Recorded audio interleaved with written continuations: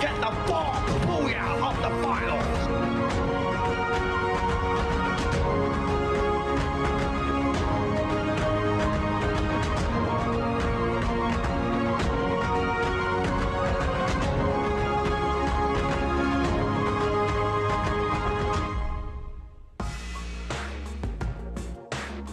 Ladies and gentlemen, boys and girls, welcome back to the MCPS Majors Season 5. Today is the final day of the group stage where we will be unfortunately saying goodbye to 6 teams. My name is AJ, I'm the Mustachio down here with the amazing Husky. We're going to be your shoutcasters for the day. Husky, how are you feeling, buddy? What are you expecting for the day?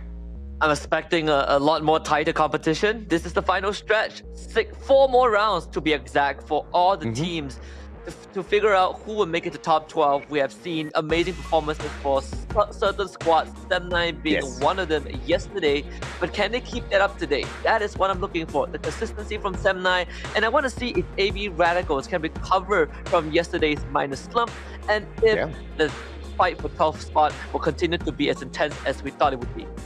Let us not also forget that TFC, Terengganu FC, had a phenomenal day yesterday, picking up 54 points to bounce out of the bottom 6. And now I believe they're holding on to the 10th spot. Just like the performance yesterday, they have shown us that it is possible. We can then so far expect some of the other teams who are in the current bottom 6 as well to put in the exact same amount of effort and climb up to the top. And just like what TFC showed us, it doesn't have to be 4 matches back-to-back where you're just popping off. You just need one solid game and then a couple of average matches for yourself, and you should be able to save yourselves. But this is the problem, right? A lot of the teams haven't managed to get a solid round, haven't even managed the consistency for their side, hence why they are in that bottom 6. But one final opportunity is what they're going to be served up with today. Absolutely. You know, the only team that has gotten 2 booyahs yesterday is Farah. They started the day with a booyah on Bermuda. They ended the day with a booyah on Purgatory. But aside from that, it also shows us how close the fight is for top 12. The fact that TFC was able to make it through and remain in top 12 is nothing short of impressive. But we also have to highlight some of the key players from yesterday. Fikri and Noki from tems and the Axel from Expand. And let's start with Fikri, right? The veteran for tems, 15 total eliminations. He has been around for a very, very long time. Has played in Geek Fam for quite a while as well, and the experience does show. But Noki, the wonder child, the latest addition to the tems roster, arguably the youngest player in the league as well, debuting on the major stage, and he puts up this performance. No surprise seeing 2 players from the side of tems here, because they had a record-breaking 86 points picked up with 1 single booyah yesterday. They had 1 average match and 3 amazing games. But it's also, of course, surprising to see Axel, as usual, picking up the MVP spot here, right? A player that we always want to shine the spotlight on. Those long-range snipes from Axel always seems to hit the targets. Yesterday, he alone pulled in 10 elimination points for Expand to continue that pressure to search for that number 2 spot. And of course, we have to remember, because Farang had quite a solid day yesterday, they've managed to put a little bit of a distance between themselves as well as Expand. Expand currently needs 5 points to catch up with them. But of course, let's also highlight the teams that did amazing yesterday. tems with 52 eliminations. Once again, 86 points in total picked up for themselves. Longest survival time, 16 minutes and 4 seconds. Just slightly lesser than Quick Reactions, who have been finding that final circle time and time again, Husky. And these 3 teams have one thing in common, which is out of 4 rounds, they have 3 good ones and 1 underwhelming one. But obviously, Farang, they drew the shorter end of the stick because their underwhelming round was a 12th place finish. But if you put that aside, if you take a look at just the bigger picture itself, tems, despite having 1 mediocre round, still scored considerably more than Farang and Quick Reaction. Almost the amount of kills that they have is just 8 lesser than if Farang and Quick Reactions combine their total eliminations. That is absolutely impressive from tems. There's no doubt at all that we are expecting a lot from Sem9 in here today. But if they do not perform, then there's not much of a issue as well, because where they are today is exactly where JPT-NC was yesterday. And with JPT-NC barely showing up, all that they had to deal with was just dropping 2 ranks. So Sem9 is not going to be punished if they don't bring in that consistency. But not using this as a good platform to really practice against some of these bigger teams might just serve them the bitter end of the stick for the grand finals. As we know, yesterday Sem9 has been pushing the boundaries, hot drop after hot drop against AB Radicals, and that was a consequence that AB Radicals had to deal with. They barely got to rake up its points. We prepared to take on Sem9 consecutively as well. Well, hopefully today they have been able to kind of rewatch yesterday's rounds and figure out how to deal with Sem9, and they have 4 chances to do it today. We started off with Group A against Group C for the first 2 maps, Bermuda and Purgatory. Afterwards, we have Groups B and C for Alpine and Nextera, and by the end of the day, we will get Group A versus Group B on Bermuda for the 5th map, and the 6th round, as usual, we will randomize the map and see what we get. I mean, the random map is just the most exciting part of the new format of tournament, apart from just a single day of grand finals, which is going to be putting a lot of these teams to the test, which is, of course, going to be challenging some of the teams, if at all we do get Nextera, because just like how when Alpine was pretty much new to the map rotations, a lot of teams struggle there. Nextera is just that new map that is throwing in that curveball for all of these teams to deal with. I hope to see us move on there today. Yesterday, it was Purgatory that ended up being our random map, and we know exactly who had a lot of fun with that. The one and only Farang, making sure they got into that final circle, grabbing the 23 points. But just like them, Sem9 was pretty decent on that map, right? So I'm looking forward to seeing something of a curveball this time around, so that the big boys can just take a back seat and we give the bottom 6 a good solid chance to find some way or rather to climb up the leaderboard just a little bit. Today is going to be a day of amazing upsets, Husky. Absolutely. And if you are a big fan of teams from Group A like AB Radicals and Sem9, you can be rest assured that they will at least put on decent performance today, because yesterday they had to play both Alpine and Nextera, and on both maps they managed a top 3 finish. Today, they play on the classic maps, Bermuda, Purgatory. I think they'll do just fine. I hope they do just fine, because, you know, the worst, because yesterday was a outlier for Sem9, right? I think yesterday was just that breakout round. But before we talk about breakout rounds, we know you guys want to break out and check out exactly what is going to go down on the 15th of April. We've got the grand finals watch party coming your way, and that's not about it, right? We also have got lucky draws, the Kahoot game, a mini Free Fire tournament, and you also get to meet the cosplayers as well as KOLs for Free Fire and break fast together with all of our guests and many more. All this happening at the ESI Hub at Space Rubik's Puchong once again on the 15th of April 2023, and registrations open at 12 p.m. This is your Ramadan Booyah Bazaar. It's going to be on a Saturday, so you know it will be crowded. All of you guys will be invited. All of you guys should come, because by the end of the grand finals, we would also be there to spend the night with you guys, break fast, have a good time, and just enjoy being under the same roof of Free Fire enthusiasts. Very excited for the finals. Super excited, man. I mean, this is one of those rare few moments where we get such a blockbuster watch party for Free Fire, and there's just no way I'm going to miss something like this. I'll definitely be there. Husky, I know you're going to be there. A lot more of the shoutcasters are planning to get there as well. So we'll all break fast together. I mean, worst case scenario, our grand finals should finish around 5:36 p.m. So we should be able to get there just in time to make sure we catch up with everyone before we do break fast. Once again, 15th of April, on the day of the grand finals. You don't have to watch it from your own comfort at home. Get out of your seats. I mean, for a lot of us, we've been waiting to have a reason to tell our parents, Mommy, Daddy, this is why I need to get out of the house today. I was there for the last Majors watch party. You weren't there because you were casting the finals with Neptune, so it's great that we will be able to be there together this season. But we got to talk about one team that I cannot get enough of, which is Sem9. And I think you will agree with this, right? They had, I believe, 86, almost 90 points, including one Booyah. from yesterday. And I think Sem9 as an organization are very, very happy that they performed so well going into the final week of the group stage. And after yesterday's success against AV Radicals, I think they want to meet AV Radicals even more often on the battlefield. I think they want exactly that, right? Because we did manage to catch up with the players as well as the managers. And what they wanted to do is meet AV Radicals time and time again. And Mikasa said that he's got a little bit of a message for AV Radicals, right? Mikasa wishes AV Radicals a hella good luck today.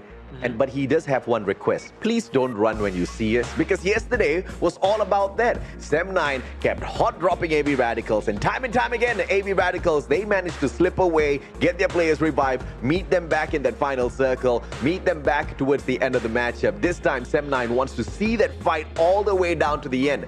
So AV Radicals, I don't know, do you accept this challenge? I want to see AV Radicals accept this challenge, Husky. And I think if AV Radicals does take on the invitation, just remember, it is a battle royale. At the end of the day, you sometimes need to put your pride on the side and focus on surviving, right? I mean, if you're Sem9, be careful what you wish for. You can act all brave, or, you know, a bit of that arrogance. And I think it's warranted because you performed so well yesterday. I hope they do not overheat going into today, because I think AV Radicals, you're talking to a team that has been on that world stage. They have seen and experienced far, far worse than what Sem9 has brought to the table. So if anything, I expect AV Radicals to be ready. I mean, Sem9, you know, they are a team that does decently well in the past. We know these players, you know, just not under the brand of Sem9. They can rock and shake the whole world of Free Fire. But the only problem here is there's been that little bit of inconsistency. Yesterday was a breakout run for the team, but it hasn't been like that week after week, right? But of course, for all of you guys tuning in from home, we've got something amazing for you. Yesterday, we had the Pop-Pow backpack. This time, we've got the loot box for everyone, Aske. And just remember, all you have to do is to stay tuned to the broadcast. I know people in the comments are already asking for the code. Just calm down. We just started the day. Get through the first 2 rounds, and maybe by the end of that, you would be able to get our first ever giveaway code for the Pop-Pow loot box. Just be patient. Free Fire is a very fast and exciting game. You do not have to sit there for the entirety of the day. You just have to learn how to enjoy these amazing games and also be rewarded. I mean, it's not like you're losing out on a lot when you sit down and watch these games, right? These are the best of the best within MCPS, going out there and throwing out their best strats, best engagement tactics to get involved in some solid gunfights.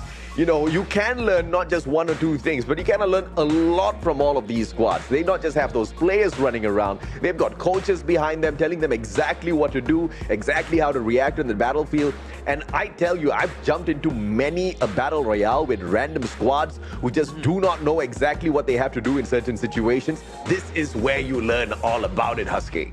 It'd be a shame if the giveaway items have more fans than the teams themselves, which I am pretty sure is not the case, but I'm just putting it out there.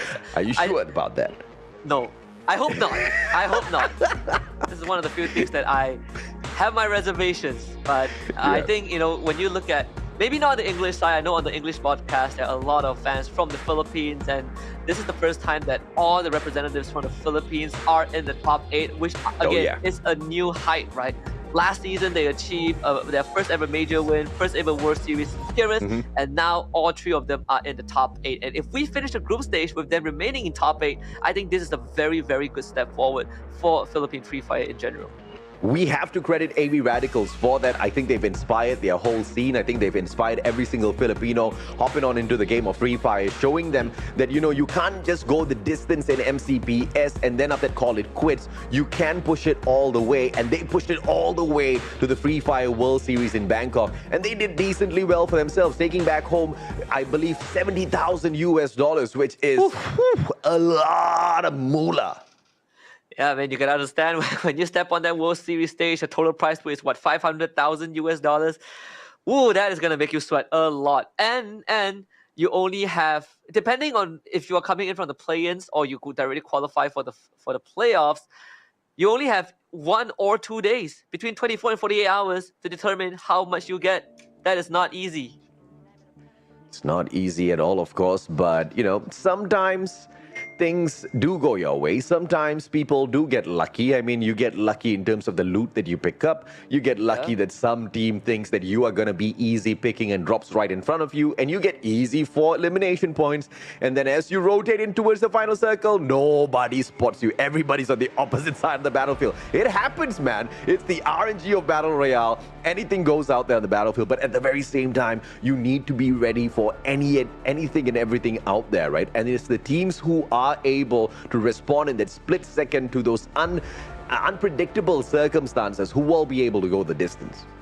It's going to be kind of a stressful opening, honestly. When we go back onto Bermuda, I want to see where these teams drop. I don't expect too much of a change, at least not at the top of the food chain, right? When you look at teams like 7-9, Expand, AV Radicals, but at the bottom, maybe that is where these teams start to get a little more active, start to look for those extra points that is going to potentially lead them into the top 12.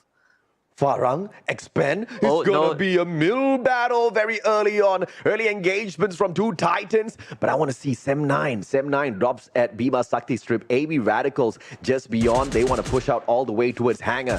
But Expand has already started things off against Farang. And it seems like Farang just wanted to tease them. Expand says, welcome into their open arms. They give them that embrace and instantaneously shut them down. Yeah, two things that I think deserve some attention. First of all, Expand, they bring in Cobra for the final day of the group stage. So Expand is playing at full power. And second of all, Expand normally doesn't drop mill.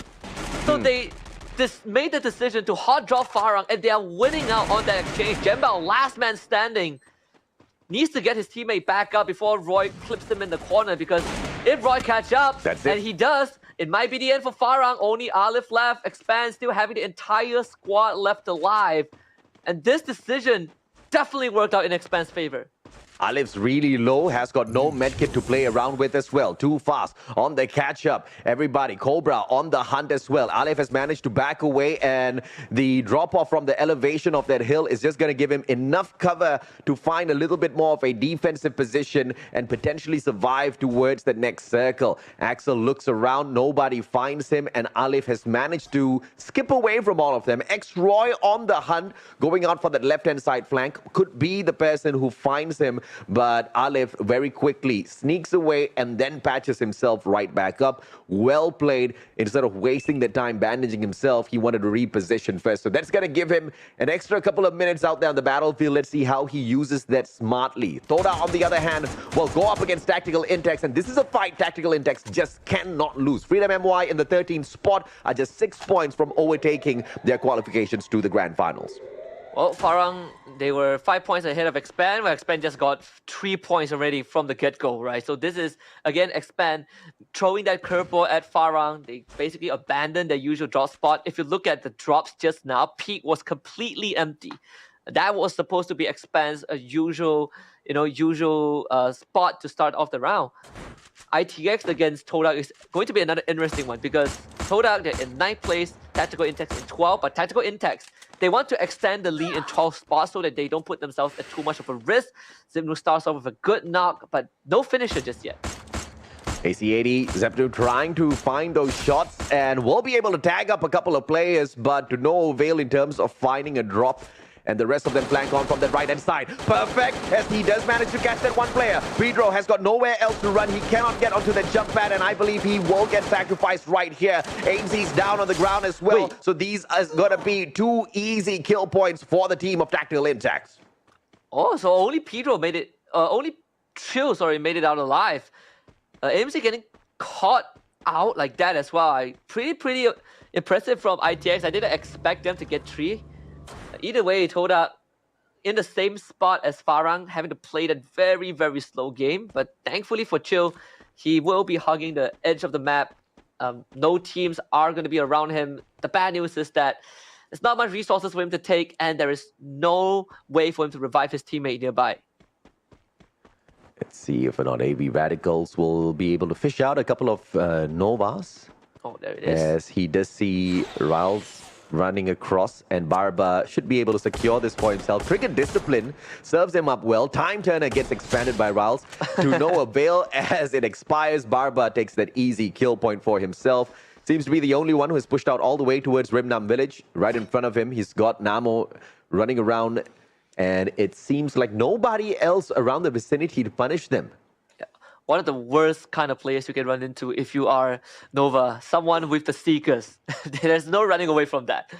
Alif's also still trying to find some sort of solace, but he will have to tank that blue, and not sure if he got much medkits to work with. This is a rough start for Farhan. Kind of reminiscent of what happened on Purgatory yesterday in the second round, but this one is even more brutal. Let's see if or not the brutality of some of these teams' approaches would disable some of the other squads a little early. We know that Nova might not be able to make it through to the grand finals if they don't step up their gameplay in a massive way.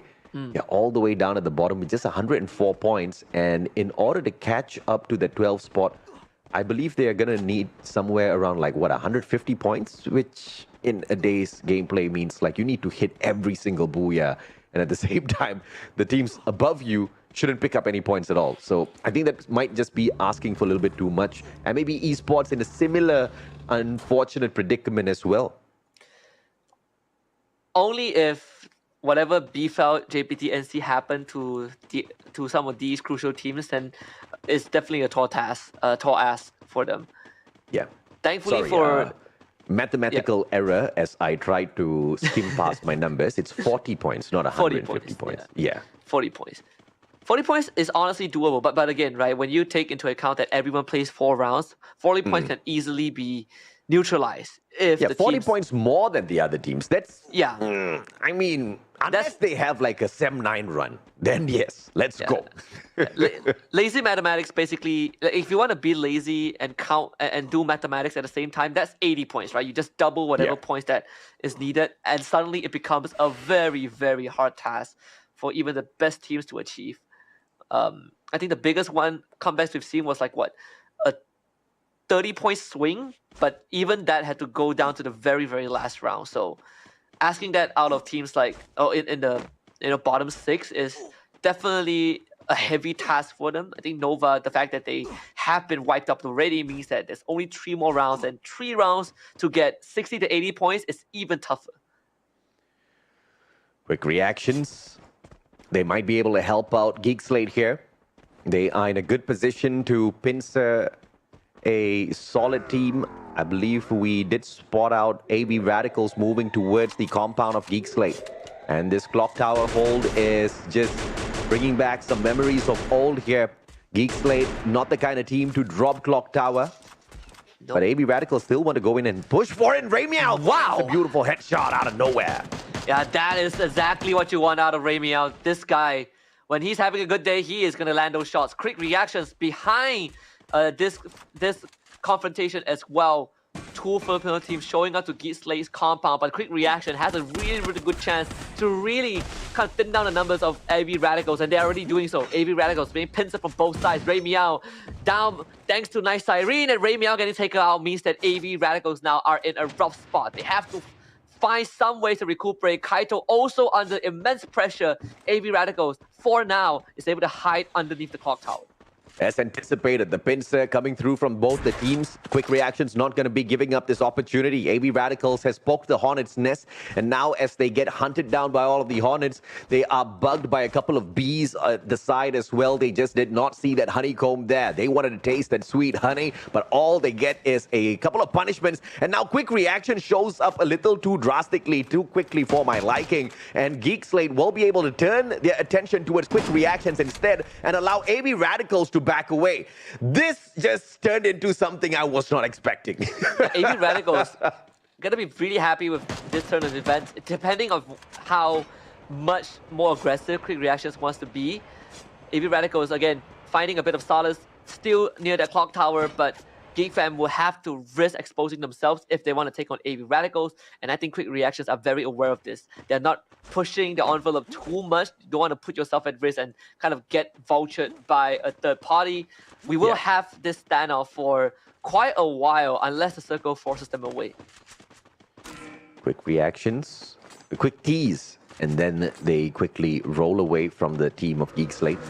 Toda about to have a little bit of company here. Tactical Index driving right into them. 3 players all on vehicles. 2 hops out from 1 and Zapnu gets tagged up by Amphix. It's going to be that AK doing all of the damage. AC-80 response does not come on through or from that right-hand side flank. Grenades is going to just tease them for a little bit, but a little bit too far away to tag up anyone. Toda's already gotten into one engagement, which did not fare well on their end. So Tactical Index might just be able to get them because the resources on the side of Toda, not that too great. And it seems like ITX, they have no intention to fight this. They saw the circle moving towards that clock tower area and they instantly just bailed with their vehicles. They came in with 3, they left with 2 because Toda busted one of it. But with all that noise that they're making, they have attracted, I believe, the attention of Quick Reaction, and also AB Radicals knows where they are. So ITX, they've been able to make very quick and swift rotations, but now they will have to do it the traditional way, fight their way through. Let's see Tok Dalang and their capability of climbing up the leaderboard as well. Tok Dalang currently in the relegation spot to not make it through to the grand finals, and they take on the one and only Pando EWG. And if they can take them out of this equation, it will be making their life a little bit more easier. And this is a fight that Tok Dalang can afford to take on. Pando EWG is not really doing all that too great this season. Honestly, if Tok Dalang gets this wipe, they will already have 8 eliminations. Meanwhile, Expand wiped off the map thanks to Sem9. So one thing is for certain, Sem9 still doing fantastic off of yesterday's momentum, keeping themselves in the game, and the fact that they knocked out Sem9. And remember, Farang, I believe, is still in the game. So Farang breathes the sigh of relief. Tok Dalang really happy having 7 points and wiping out Pando EWG. These are all minor launchpad that's going to help Tok Dalang get into top 12 and potentially overtake Tactical Index.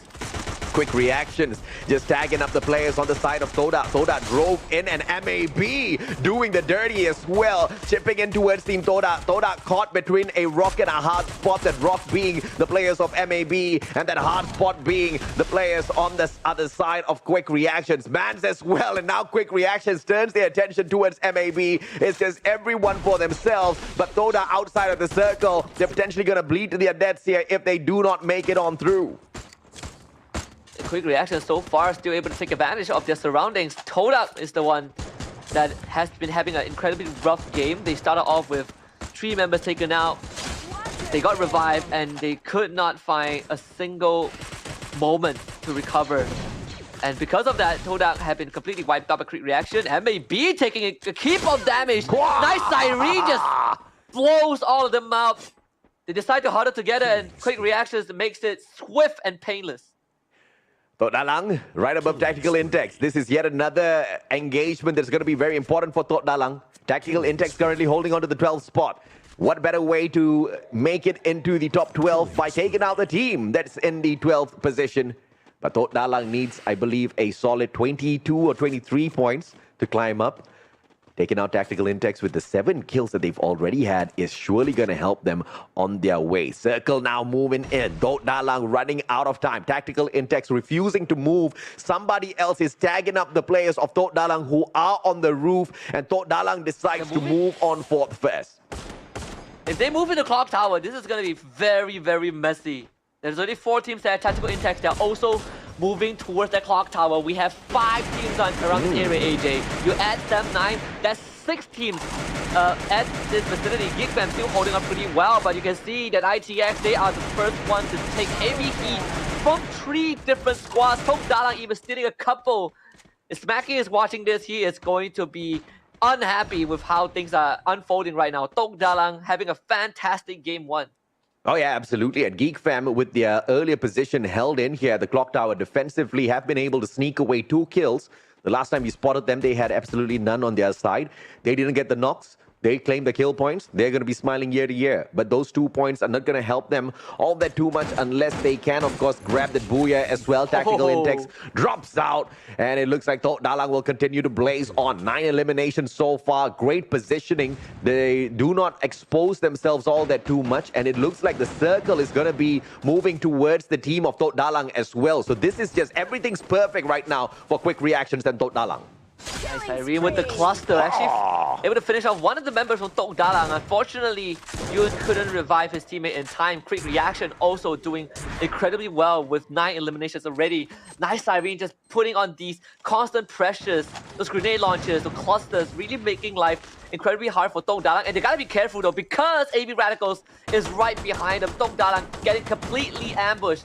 And Tachi, the first one to go down, actually brings himself back up right on time. AB Radicals, wonder if they want to chase this though, because right up the clock tower is going to be a couple more teams to work with, and AB Radicals slowly making their way out into the open. Farang getting wiped out by Sem9. Tok Dalang still alive. And Tok Dalang finally gets taken out of the equation. But Shahid has sneaked away from this gunfight, and it looks like they're just going to be hanging on for their dear lives. Geek Slate, on the other hand, they have dropped 2 players, Aptis as well as Hazi, Kent and Sunbrain. They have got a lot to do here. They need to quickly circle on around and pick up their team members. In the meantime, it's going to be quick reactions, biting the bullet as Sem9 attacks them one after the other, dropping player after player. Fikri manages to get one, puts him instantaneously out of the lobby as well, and Fikri continues to deliver. Sem9 with 10 eliminations so far. They're gearing up for this final battle as quick reactions makes the exit. It took Sem9 5 days to get the first booyah, but it seems like they're going for seconds right now. Sem9 full force, just barreling towards the remaining survivors. Geeksley holding onto the clock tower. This is the final stand for them. They have the high ground. They have the center of the base. But Sem9 systematically working their map, using all those glue walls that they've gotten. Geeksley decides to go for the push instead. They want to be on the offense. And now with the glue wall dropping down, Pierce running circles around Raja, couldn't get him. And Raja has been so phenomenal with his movements in Free Fire. Mikasa providing backup from the other end. AB Radical now joins in the fight. It's a 3-way bloodbath between these squads. AB Radical is out. Geeksley and Sem9 remain. And once again, Sem9 wins out that battle against AB Radicals, and this time around, AB had nowhere else to run. Grenade after grenade, cluster comes dropping by as well. Sem9, high ground, low ground, all covered. Geek Slate down on the ground, and it looks like Sem9 is going to be starting off the day with a solid booyah on their hands, and they do exactly that. Booyah continues, and the performance at the very highest lane for the side of Sem9 as they drop down the one and only Geek. 28 points to start off the first round. The dream to catch up the top 3, not a dream anymore. Expand had a horrible round thanks to Sem9 wiping them in 11th place. And when we started the day, Expand, I believe, only had 3 points thanks by taking out members of Farang. And after that's going to put them at just 292 points. Sem9 got 28. One more round and you will see Sem9 in the race for top 3. Farang also not doing too well as well. Sem9 could be the second team that is going to be fighting AB Radicals for that first place. And that guy that you see, giving high fives to everyone, that guy is an integral reason for the success of Sem9 right now. The one and only Haji Yat, the coach of the squad, who has been putting in so much of effort to make sure the boys are able to catch up and also outdo their opponents. The guy who's in charge of reading all of the gameplay of his own team members, as well as all of the opponents, and tell the team of Sem9 exactly what to execute out there on the battlefield. Clearly, those shot calls have been absolutely on point, Husky. And I think if you're in the position of Haji, our good friend Haji Yat, he must be so delighted. The hard work is finally paying off. Remember, he had to witness Sem9 getting absolutely dumpstered in the last major. And this recovery, this is vindication, not just for him as a coach, not just for the team managers of Sem9, but for some of these players who have put in so much work across the year or two for the organization. Faith restored for them coming into competitive Free Fire and finally making such a huge mark. This is arguably the best performance that Sem9 has had as an organization in Free Fire.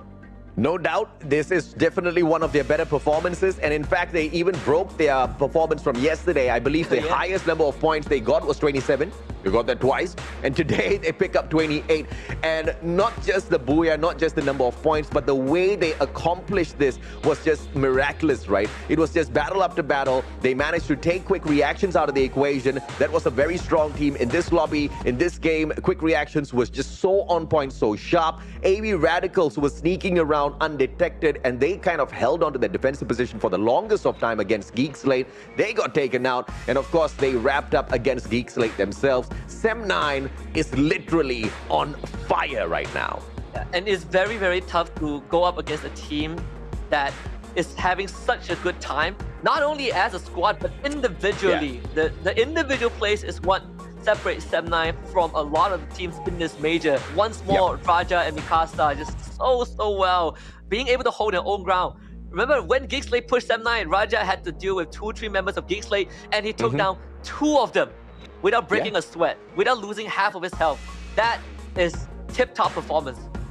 And this just slashes down the number of points Sem9 needs in order to catch up with Expand. I don't know exactly how much Expand kind of walked out of this particular lobby with, but regardless of how much Expand got for themselves, 28 points from the side of Sem9 clearly will put them much closer, right? And obviously we didn't really see a lot of action coming out from Geekslate. I think it was a very passive play from them, and Luck was on their side. Lady Luck just kept throwing the circle after circle after circle towards that clock tower, and by the end of it, they barely needed to move. They just held on to their defensive position. I mean, obviously that was the smartest of plays, but what turned out to be good luck happened to play against them because they didn't really collect a lot of those eliminations as they were trying to play defensive.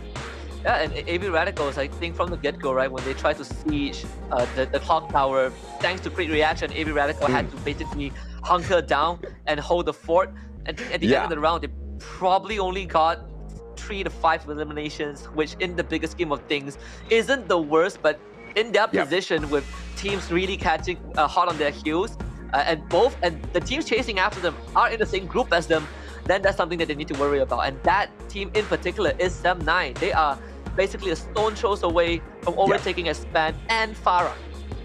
Quick reactions, they are really good at reacting quick, but I think sometimes they just need to slow their pace down a little bit because at a point where they had a possibility of pinstring AB Radicals at that clock tower, this was the worst position ever for AB Radicals because the higher ground held on by Geekslate and quick reactions was from the back. They were also having a defensive position that had a second floor, which means that if you've got those long range snipers out, AB Radicals would have gotten eaten right there and then. But what they decided to do was push in towards AB Radicals. Now, I would have understood if that circle was already chasing them down, but it wasn't the case. They still had a little bit more time, and with them pushing on so much forward, it just brought all of that attention from the side of Geekslate towards them, which forced quick reactions to back off, and AB Radicals got to hang on for a little bit longer. And I believe AB Radicals even hung on a little bit longer than quick reaction themselves. So that was unfortunately a wasted opportunity after starting off really well for quick reaction.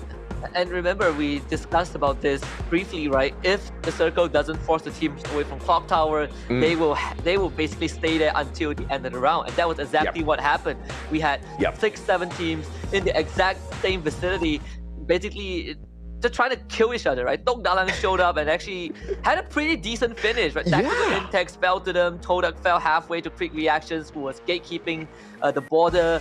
AB Radicals, after hiding out for so long, was able to get rid of Tok Dalang at least. So these are the fights that makes it so much more interesting and really, shows you which team have the fundamentals laid down. And again, Sem9 is that team. They were able to be disciplined. They were not taking these aggressive moves. And when you look at that final sequence, how they handled Geekslate and how AB Radicals responded to that situation, is very clear that Sem9 didn't really care too much about being the aggressors because they know that the other two teams will come at them.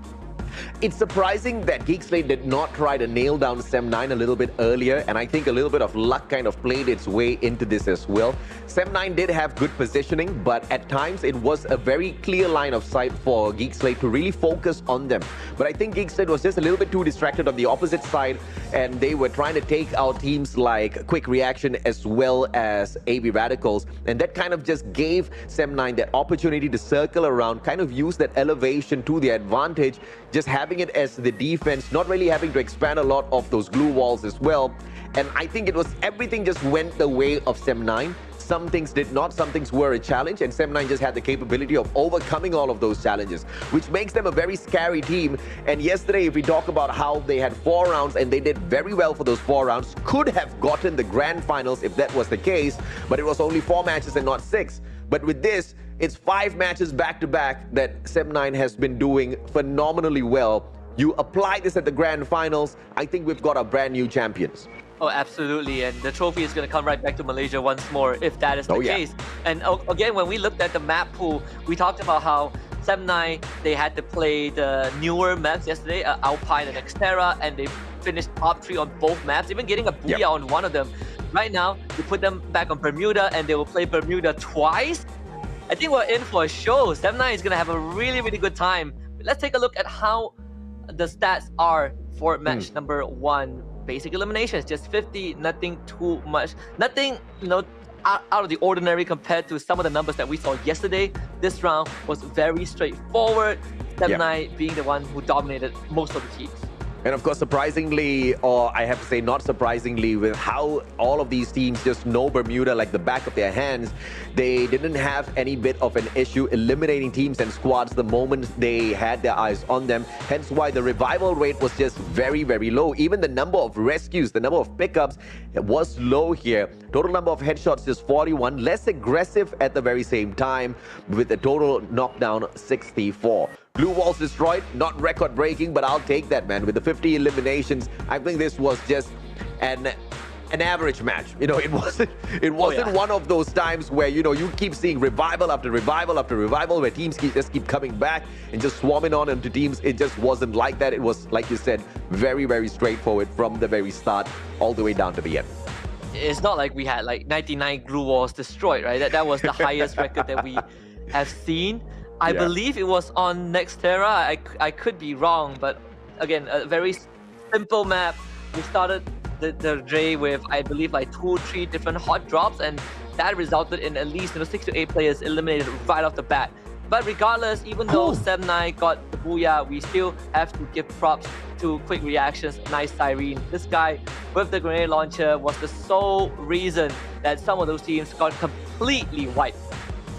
My God, Nice Siren with 9 eliminations. This is not even the team elimination. This is single-handedly with one player, 3,342 damage, 29% of those engagements on target. I think Nice Siren is off to a very, very nice start for himself. Not only do they get massive number of eliminations, they also find that final circle. This is a fantastic way to start. This is a fantastic way to keep that momentum up before, of course, we move on into our grand finals. And we were talking about how quick reaction just cannot find those placement points, but that was something they definitely fixed this time around. But of course, your team MVP is gonna be the one and only Sem9, on fire as usual. 16 eliminations and the 12 points out of the booyah gives them a solid 28, and that has been the best round so far within the group stage for them.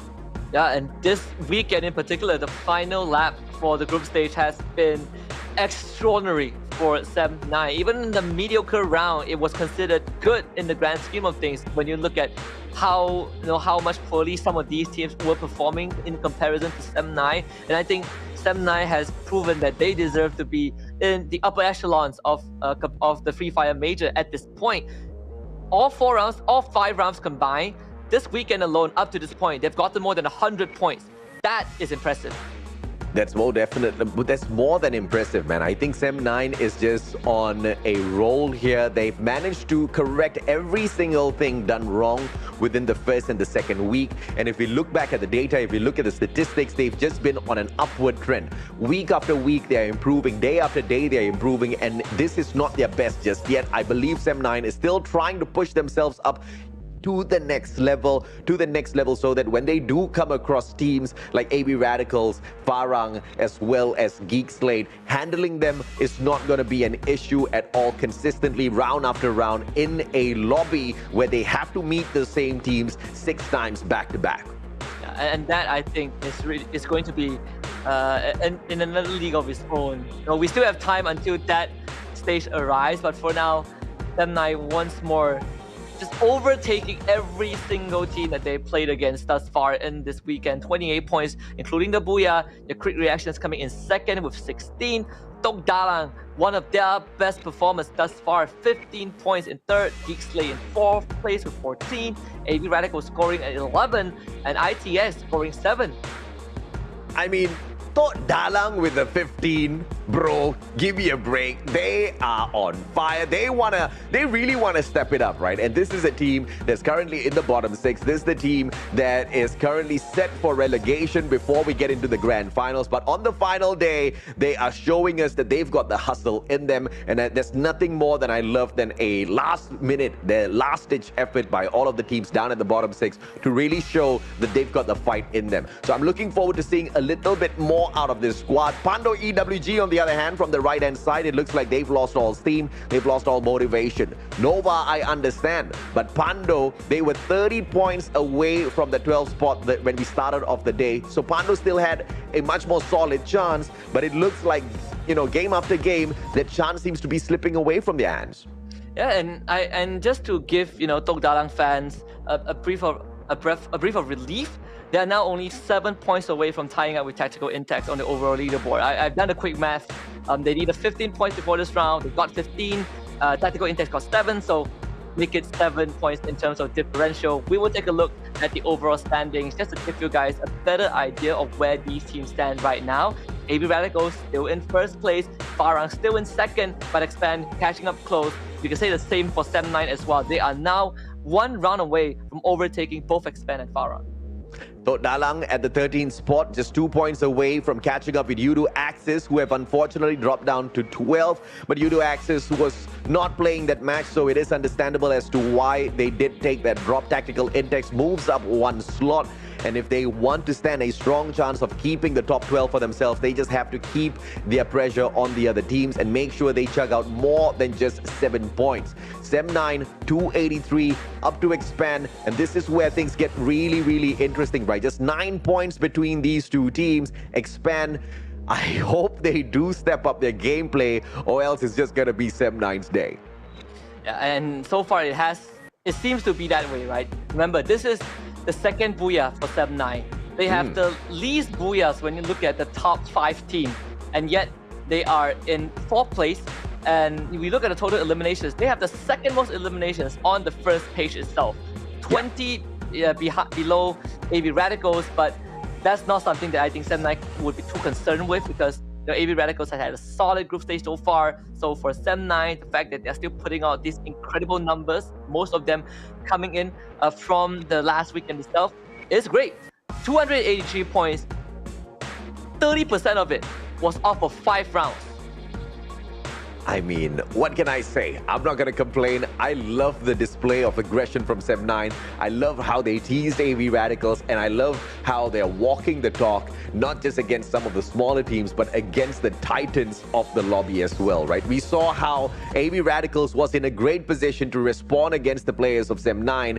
That just didn't happen. Geek Slate had a great defensive position against Sem9. It still didn't happen for them. They had to jump out of the defensive position. Everybody kind of lumped up together, and what was a mistake from a defensive perspective for the side of Geek Slate, Sem9 just played that so well. Cluster after cluster, grenade after grenade, and shots from up and above, just spreading out to take both the bird's eye view as well as an equal grounds battle against a Geek Slate that was all huddled up together. Sem9 was outplaying every single team back to back in just split seconds, Husky. It's just so beautiful to watch. They have definitely set the expectations going into the in the rest of the day and heading into the grand finals. That's something that I think Sem9 needs to start taking up the responsibility. Keep that expectations and fulfill it. So far, they've been doing a great job. When we hop onto Purgatory, that's a map that both Quick Reaction and Farang each got a Booyah yesterday. And with Farang having a slow start in round 1, let's see if they can recover, because Farang has always had this history where they had good rounds, and when they had really poor ones, they just completely flop. So hopefully they can recover this time. If not, I think they'll be overtaken by Expand and Sem9 at the end of the day. And of course, the fun fact of how Quick Reactions was so amazing, but they only had 9 eliminations in that match, and every single elimination picked up by Nice Irene. I mean, I'm not going to complain, man. The guy is on fire. That clearly would have boosted up his confidence quite a little bit, but we know exactly what some extra bit of confidence can do for you. It can go really good or really bad when it turns into overconfidence. I hope to see more out of Quick Reactions as they try to catch up with NC and even potentially replace them in that 6th spot. It's not a dream anymore. JPTNC, thankfully, they still haven't played yet. They will be playing after this round. But judging by what happened yesterday, there is a lot of reflection that JPTNC will need to do, considering that they had such a good chance to hold on to their position and potentially contest top 3. And right now, that seems like a distant dream.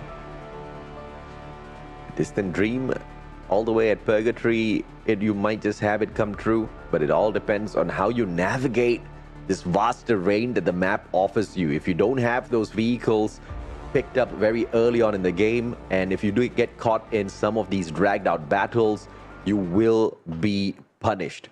So let's see if or not some of these teams will be able to drop towards the center of the map and, of course, kind of travel a little bit slower out towards the edges if in any case the circle does drag them out. And it looks like that will be the game plan for Expand as well as AV Radicals. And so far, it seems like they're heading towards almost the same location. And that is very dangerous if you are, both Expand and AV Radicals. And yes, they are dropping on the south side of Brasilia, already starting off multiple engagements across the map. Nova against ITX happening at the same time, both trading 1 kills. But if you look at the kill feed, Expand, they're off to a great start, already taking out members of AV Radicals. X-Roy, first one with the Akimbo revolver, and that's going to be the headshot that the players of AV Radicals will rue in terms of taking the hot drop against a very hot team like Expand. And it looks like Quick Reactions is facing a little bit of pressure as well from Team Toda. Pedro manages to get that 1 kill. AMZ knocks down Marquis as well. Marquis taken out. X-Roy finds Ramiel. So much of action going on in the background, but we still want to find out if or not Nova's going to be walking away from this engagement. Tactical Intex, 2 kills in here so far. DCOS is finally lost. Rice 7 just from the back, and the backstab now is not going to come through at all as Tactical Intex uses the revival platform to bring back their team member. This is a very risky maneuver, but at the very same time, it's also going to be disabling this revival platform for all of the other teams around the vicinity. Yeah, it's hard for Nova to fight when their enemies keep bringing back members over and over again, right? It's fighting like an infinite legion of unkillable soldiers. So Tactical Intex definitely needed that one. And so far, I believe that Expand are outgunning AV Radicals. We saw, I believe, 2 eliminations on that kill feed. Todak, on the other hand, having to deal with Quick Reaction. There's a member of Quick Reaction there, and I believe MAB is also showing up to Crossroads as well. Well, let's see if or not they can kind of dance around this a little bit. It is going to be a MAB push just beyond the borders, and Toda looking for that shutdown, and the rest of the MAB squad, I think, should be holding back a little bit. Sham, a little bit of a missed shot there, but it doesn't really hurt him all that too much. The team Toda kind of getting teased. Quick Reactions with that one player just hiding away from the rest of them, waiting for them to do battle and perhaps just move away so that he can bring the rest of his team back. I believe Todak did use a smoke grenade as well to break line of sight. Very, very clever. At least you stop the pressure from MAB. For now, you're forcing them to look for other angles or to get closer. And MAB, they are not backing off. They're actually challenging Todak. And they have the perimeter covered, so Todak needs to be careful. Sham has a grenade launcher in hand as well. Todak all huddled up in the same trailer. At least majority of them. Chill getting found out by Adam. Chill, can you get out though? Sham was picked up on the side. And Chill wins that one against Adam. Good start for Todak. Chill from the back. Namo brings Ramiel back into the equation, and AV Radicals not going to be too teased. And AMZ, you cannot be doing things like that. But thankfully, he's not going to get punished, as MAB only has Sugar left in this equation, and he will be running away as quickly as possible. Skip Toby could have punished Team Toda, but he decides to remain quiet, still holding on to that revival platform, and Toda has got no reasons whatsoever to visit this revival platform. Revival platform is still available, still active. Skip Toby making a mistake, moving on out. Is he gonna get caught? Pulls out a glue wall, but that's a Toda glue wall, and he traps AMZ right in there. AMZ has nowhere to run. Very smart play by Skip Toby. Honestly, it looks like a 200 IQ play, but I feel like Toda overthought that too much. Thankfully, Pedro comes back, gets straight onto Skip Toby. It didn't have to give up that 1 point. Toda having 6 though. So still forgivable, but definitely a bit of a overzealousness. You just love seeing that, man. It's like, I can shoot you, but let me go out of my way to expand a glue wall just to make this a little bit flashy for the highlight clips. I mean, production is going to thank him for that. Oh yeah, for sure. I mean, the social, I believe the Free Fire global social account has been very active lately. We're seeing a lot of these highlights, you know, a trip down memory lane from international tournaments. That is worthy to be on that account. Maybe somewhere down the road when you want to look back at how the MCP Major has evolved. I mean, it's evolved in many dimensions so far. And that's just one of the aspects that just makes it so much more exciting to watch week after week, tournament after tournament. But also the growth of teams like Sem9 who show us that, you know, these are not gods. These are just regular players, regular kids out there trying to make the best for themselves. And, you know, and as anybody, you go out there, sometimes you've got a drop in performance and all you need to do is just gather your thoughts, realign some of your strategy, go out there and try again. We all saw how Sem9 absolutely demolished their own chances with very bad decision making the last season, and they pretty much got nothing out of that, right? And this time around, they are running the town with the way they're taking this final week. And it's just crazy to see how much of a difference Sem9 has undergo in just 1 week. Not many teams can do that, honestly. Even the most experienced players sometimes struggle. Expand having 3 kills in the back, all because they won the early skirmish against AV Radicals. But thankfully for AV Radicals, they're able to retreat back to the southern side and revive the team. We'll have to deal with Tok Dalang though, and Tok Dalang have a tall mountain in front of them. Can they get rid of AV Radicals? Let's see if or not they can do so. AV Radicals isn't going to get tickled with the presence of the squad at all for the time being. So Dalang trying to circumvent all of the AV Radical squad, but Namo from afar. Shahid's trying to play that right-hand side flank as well. The AC-80 double shot will miss, and Barba erects that glue wall just to give himself that extra layer of protection. Namo now finds a player, tags him up. No knockdown coming on through, and he misses a great opportunity. But now they know his position as well. Kaito will punish Tachi for stepping into his compound, and Tok Dalang needs to rethink all of his aggressive maneuvers because I prefer them to look for that final circle. Yeah, and Tok Dalang, after such a good round 1, if they bomb out right now, all the efforts would have been for nothing. And AV Radicals, they're not a team to back off. Barba hunting down Shahid. That's 2 members down from Tok Dalang already. And thankfully, the rest of Tok Dalang was able to get out with the vehicle. So there's still a fighting chance, but it is a minor setback. Tok Dalang with the 2 players. Vending machine time, so they've got enough coins to buy back a player, so that's all good. Geek Slate on the standby. Pando EWG might just become some quick feed here, unless they can make good use of this high ground advantage. Jay-Z has got the eyes on them, so they've got that bird's eye advantage, and they've also got that lower ground headshot capability. Monito circling around, he doesn't have that angle yet, doesn't have that line of sight. Geek Slate has no idea that this is happening. This could be the best ambush that Pando EWG has executed so far, providing they can execute it well. So much trigger discipline. Pando EWG are very spread out, so this is not an easy fight, even if Jay-Z takes the shot. But the fact that Jay-Z is seeing all this is very good. And now he goes for the knock. He has waited long enough. Sun Rain goes down. And I believe there was a separate member from Quick Reaction that showed up as well. And you can see on the radar, the members of Pando EWG instantly spring into action. They want to get rid of Geek Slate as swift as possible. But Fall! He's in way too fast and way too deep. I don't think that was the plan for Pando EWG. They were not coordinated enough. And now they are punished. Pandemonium ensues. Jay-Z doing his very best to keep his team in the running, but they might not even walk out of this alive. 2 versus 3, Yep. Jay-Z gets taken down by Kens, and all that information, all that ambush, for nothing. Geek Slate still walks away. Don't do this, Pando. And a quick reaction dropping by to say hello as well. High ground advantage. Nice Irene trying to drop those nades. is gonna be able to tag one up, and JC takes advantage now from the back. And it looks like it's a perfect shot to the head. Kens goes down. Hazik really low on that HP. Has got that Groza to engage long range.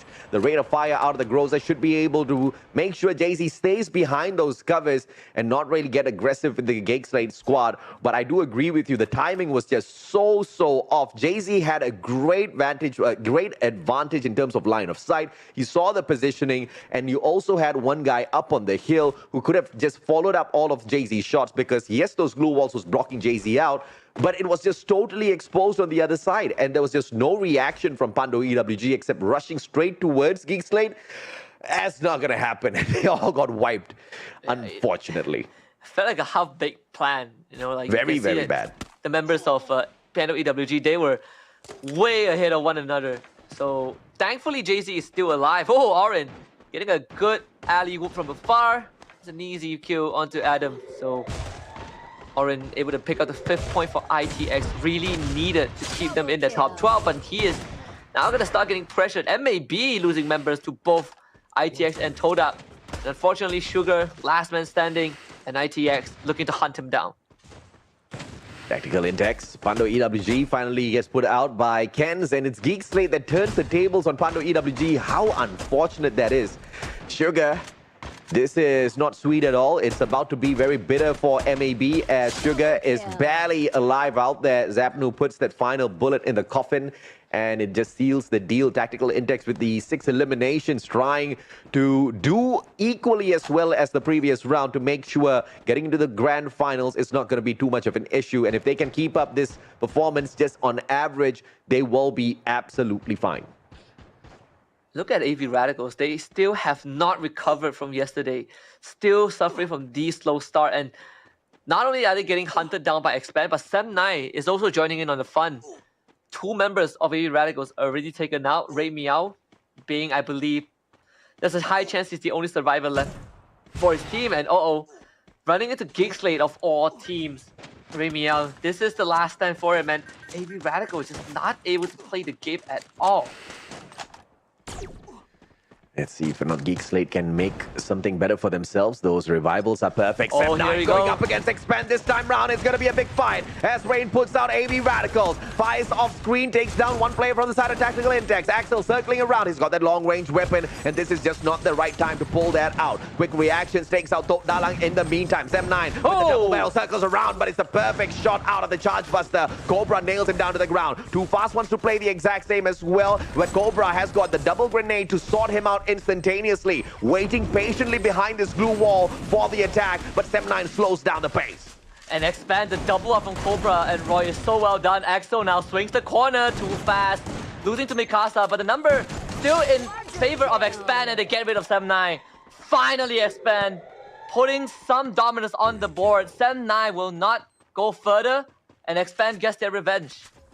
I mean, you can do it when Cobra's not around. No issues. But when that boy is in the squad, yeah, you dareth not step in front of Expand. They will live up to their name and expand you. And that is a good chance for Sem9 to, again, make sure that Sem9 needs to work harder to catch up to them in that overall standing.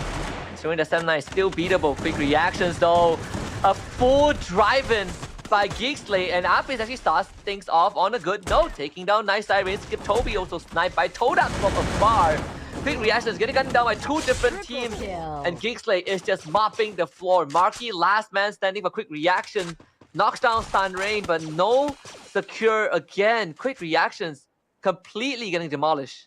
I'm not a big fan of the position held on by Geekslate right now. All you need is a superior grenadier, maybe to toss in a grenade or a cluster to take out the whole squad of Geekslate.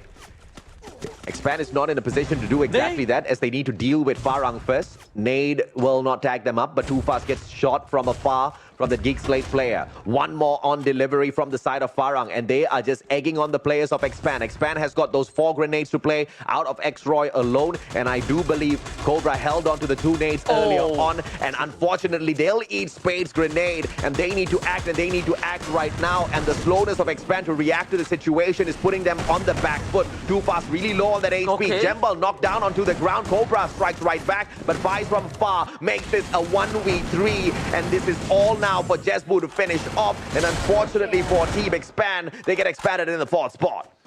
Yeah, rough spot for Expand to hold, honestly. Only basically a rock and a hard place. Nothing much they could do. Farang systematically picking them apart. Todak, best round so far this weekend. 9 eliminations still going up against Geek Slate of all teams. Farang also joining in from the side as well. Geek Slate taking some chip damage from the cluster. They're dropping down low, and that is just enough damage for Todak to start getting those knockdowns. Geek Slate, 2 men left alive, and Todak are pushing the envelope as much as possible. Sun Rain doesn't have much help to work with. Afis goes down, but it's actually Farang coming in for the cleanup, and they're cleaning up both teams at once. Todak losing members, Farang just mopping the floor. The janitor has arrived on the scene, and Farang basically steals the Booyah away from both of them. Very smartly played by Farang, playing the game of timing super well. Just waited for them to do the dirty, gets those tags, tries to steal away a couple of kills, and the well-timed approach to that attack made sure they could clean sweep both those teams and sneak this Booyah away. And that's how you execute it, by showing you are masters of reading the gameplay of your opponents. Just an easy win for them. Just like yesterday, had a poor round and then have a good round, and Farang just dancing as if they've already won the finals. But this is kind of the confidence that you need from a squad of young lads who know that they are good at what they do. And Farang is just one of the more energetic teams that we have in the Malaysian League. Yeah, no doubt about that at all. You saw him just egging on his opponents just a tad bit, just a little bit of fun out there on the battlefield as they win out a couple of these rounds. But that was a very, very smart play by Farang, I have to say. It is just a well-timed approach that gave them the best. If they had approached it slightly too early, which was my qualm with quick reaction in that engagement against Geek Slate as well as AB Radicals earlier, things could have gone south for them. But not Farang, not with the kind of experience they've had, not the kind of experience they've walked into this competition with. But I was expecting more from Toda. Although they did do extremely well in this round, they had an opportunity to take it all the way. But of course, once again, Farang just showing up out of nowhere kind of threw them into disarray. And Toda, I think that, you know, what they've done this round, for me at least, it's okay, it's good enough, considering majority of the league, ever since last season, Todak has been on a downward slump. So this is those minor morale boosts that I think they really need, not just for the rest of the day, but going into the grand final, because I think their group stage is pretty much done for, regardless of where they end up. At the end of the day, they will qualify, and now it's just to take what they learned, take that, you know, that 7-8 days to prep for the finals and really show up on that big stage.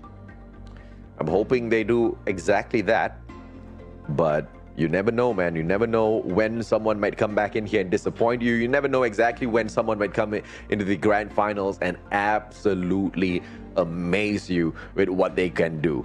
JPT NC, they have been doing all right, at least in the first 2 weeks of the group stage. Yesterday was a day of no-show for JPTNC as they showed up again and again, but not towards that final circle, barely in any one of those fights.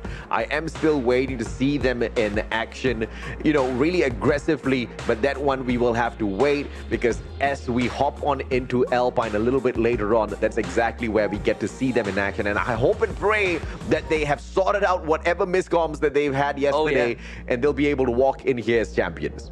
And hopefully for JPDNC, now they just need to, again, recover from yesterday. I believe out of 4 rounds, they got less than 15 points, which is absolutely terrible for a team that was in 4th place at the start of week number 3. But good news for them, they've done more than enough to qualify for the grand finals. Now is to not let yesterday get to them, just brush it aside and take it as kind of a not your day, not our day moment, right? I mean, they literally got second last, man. I mean, the one team that did worse than them was MAB with 11 points. JPTNC walked away with 12. And I don't think that's a great kind of performance for a team that seems very safe in the group stage so far. I think they still are safe, right? Overall, just that the difference between them and MAB is that one might not make it to the finals, and one is definitely in the finals. Yeah. But you don't want to show these kind of weaknesses to all your other competitors who, you know, in the grand scheme of things, if you just look at the top 12 teams, majority of them are performing phenomenal, right? Sem9, Expand, Farang, Quick Reactions, even Ilustrado Juegos. And then you put JPTNC in that group, suddenly it feels a bit intimidating for JPTNC. Especially with that sort of a performance. And obviously that's not going to mean anything, because they might think that, okay, I just need to walk into the grand finals and I just need to do my best. But you also have to remember that, you know, a little bit of your mental, emotional state walking to the grand finals is going to be important as well. You need to be beaming with confidence. Unless you can find blind confidence out of non-performance, I don't think it's going to be an easy ride for them. So today is the day, the final opportunity for NC to bring in some of those corrections so that they can just bolster up a little bit of their confidence, just like how they found the 4th spot in the first place. I mean, it's not like they can't do it. They did it. They literally did it for 2 weeks. And then yesterday was just a very confusing experience, in my opinion, for JPTNC, because just nothing seemed to click for them. And honestly, I think that when you look at the stakes for this major, it is the highest it has ever been. Last year, you know, when you win the 3rd major, when Farang won the 3rd major, they went on to Sentosa for the 3rd World Series. When AV Radicals won the 4th major, them and Expand traveled to Bangkok for the 4th World Series. This one, and all of those majors have 2 days of finals and longer group stages. This one got 1 day of finals, 3 days of group stages, so 6 rounds determine whether you walk away a champion or, at the bare minimum, qualify for the upcoming SCA Invitationals. It is a lot of stress for the players. A lot of stress indeed, but of course you have to put all of that stress away and just focus on the now. You cannot focus on the future. You know, there's a saying, if you've got one eye on the prize, and you only have one eye on the game, you're probably not going to go far. The teams that do have both eyes on the game, those are the teams that are probably going to be bagging everything for themselves. Hopefully, the team that has got both eyes on the games is just one of them in NC. At the very least, he can motivate the rest of the team members to do exactly the same. We know exactly who's got both eyes on the prize as well as on each and every single game. Unfortunately, it's not something that everyone can achieve, but Sem9 has found a way to do exactly that. I cannot believe the kind of consistency that we are kind of seeing out of Sem9 in terms of how they've managed to push the boundaries and pick up so many of those points in this final week. But Farang also showing that they are not to be forgotten. They will show up when they need to show up. Yeah, and Farang is just one of the few explosive teams that when they have a good game, you just cannot stop them. And it makes it so interesting, right? All these top teams play differently. And you know, sometimes we think that when you figure out the best way to play Free Fire, you're going to be the best team. But no, the best way is actually your own way. And the top 4 teams play Free Fire in completely different fashions.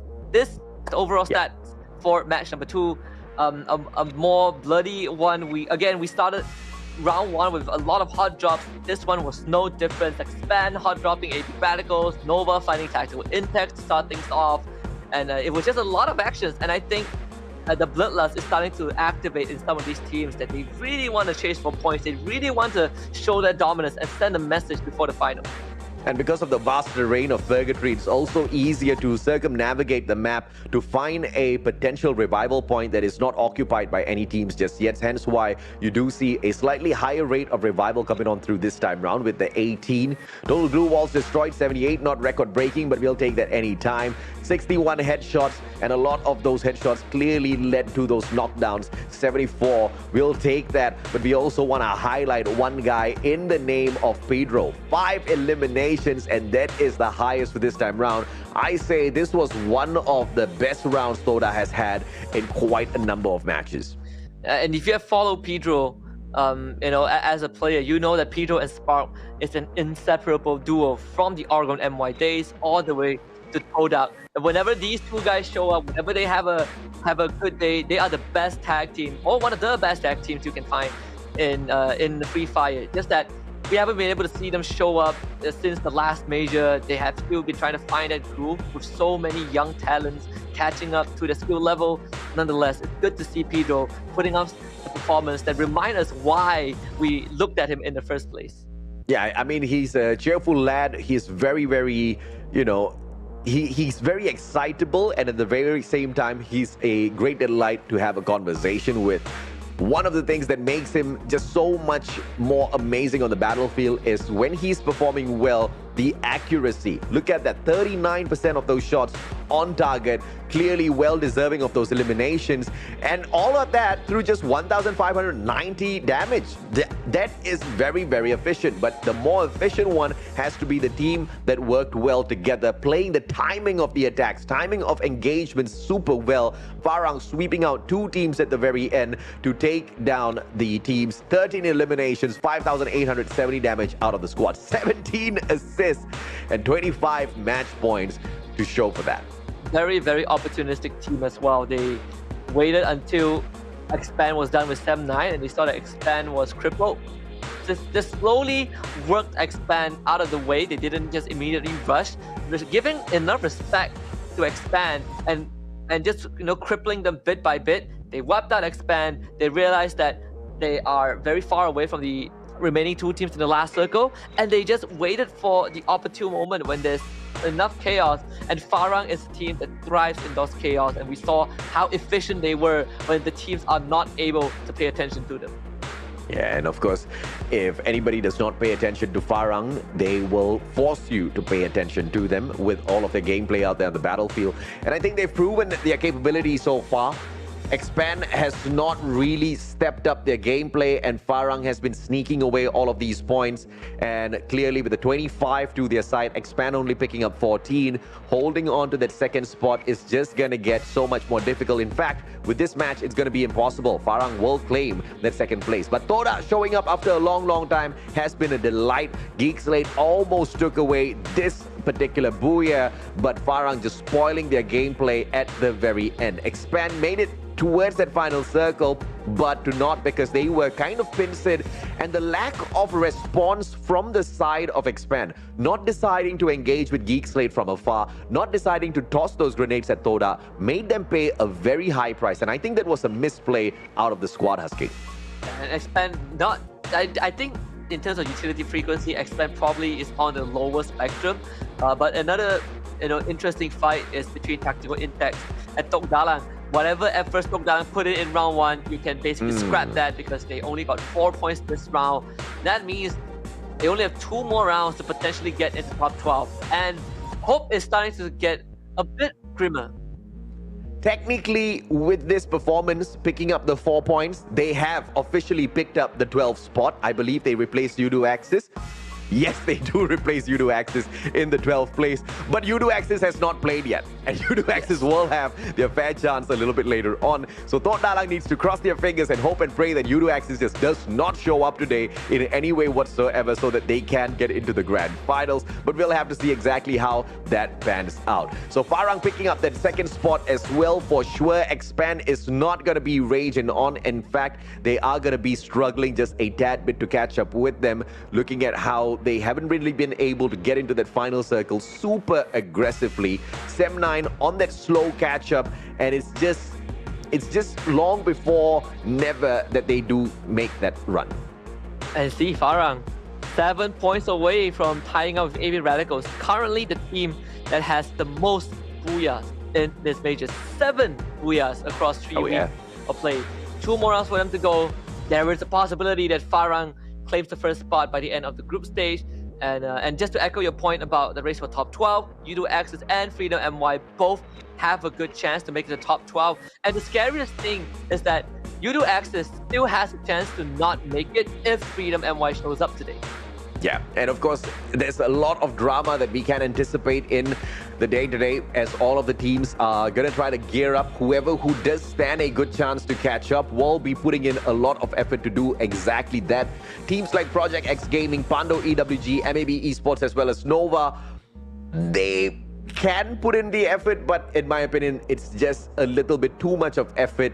And looking at their statistics so far, the data that they've managed to show us that they can rake in towards their side, it doesn't seem like the most possible run on the final day within the next 4 matches that are remaining. But, you know, I am to be proven wrong by one of these 4 teams. Hopefully they do put on a phenomenal show, because if they do, then I'm gonna get very, very excited, Husky. This is my favorite part of any Free Fire competition. It's time for the teams to play spoilers. You're not gonna make it, right? Make it hard, make life hard for the other teams. Do the bloody hit. That's the term I'm gonna coin right now. Do the bloody hit. Mess with every single team that you run into. You can throw bodies at them, doesn't matter. We see how these teams deal with the extra layer of difficulty. This is the final stretch, so you gotta prove that you are able to handle the heat. Okay, let's specify. When we say do the bloody hit, not just throw bodies at them and give them free elimination points. Don't do that. Stop them in their tracks and try to take them out of the lobby early. Make a name for yourself before you do get kicked out of the competition as a whole. I think that's something that, you know, some of the teams most definitely can do. But let's take a quick recap of the schedule as well as we proceed on with the day. We're gonna have Alpine and Nextera coming up for you guys, and that's gonna be the battle between groups B and C. But how we started things off, it was Sem9 stepping up to the plate with the first booyah of the day between the battle of groups A and C, and the exact same groupings. Farang took game number 2 away in Purgatory. And this is the kind of matchup day that we love. Not just that one team that continuously sneaks away all of these booyahs. But we are starting to see a trend, right? The teams that show up on booyahs on the booyah screen are getting the pool is getting smaller. Sem9, Farang, you know, Expand hasn't shown up too much, but they have had their fair share of booyahs overall. Expand and JPT-NC currently are in 3rd place, I believe, in number of booyahs. They have 5 booyah each, so it's not too shabby. I want to see how the teams perform. Some of them have 2 more rounds left, but you guys, the teams have 2 more rounds left to play. You guys have 2 more chances to get some redemption code for the Pop-Pow loot box, and unfortunately, you're not gonna get it this time. Gotta wait for a bit more. Maybe after the break, maybe after the day. But one thing that is guaranteed is that the redemption code will be there. You just have to be there to claim it later on. Absolutely right. And of course, we are looking forward to meeting each and every single one of you guys at the ESI Hub on the 15th of April. That is exactly when we'll be having the watch party for the grand finals. Husky and I will not be able to join you as the day starts, because we'll be shoutcasting the matchup from the comforts of our own home. But the moment the grand final is over, Husky, you know we're going to be zooming all the way there.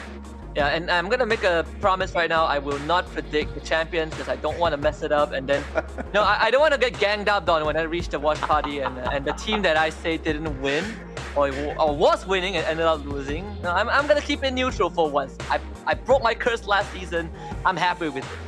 I think that's a good choice. I think, you know, everybody learns as life kind of teaches them some very good moments, and it's good that you have tried to move away from those predictions. I'm gonna follow your lead on this. I'm not gonna make any predictions whatsoever for the grand finals. It's just a free for all. We're gonna call it down the line, and I'm looking forward to some of these bigger squads really stepping out there onto the battlefield. And we wish to see some of your predictions in the comment section, ladies and gentlemen, boys and girls. Quick break. We'll be right back.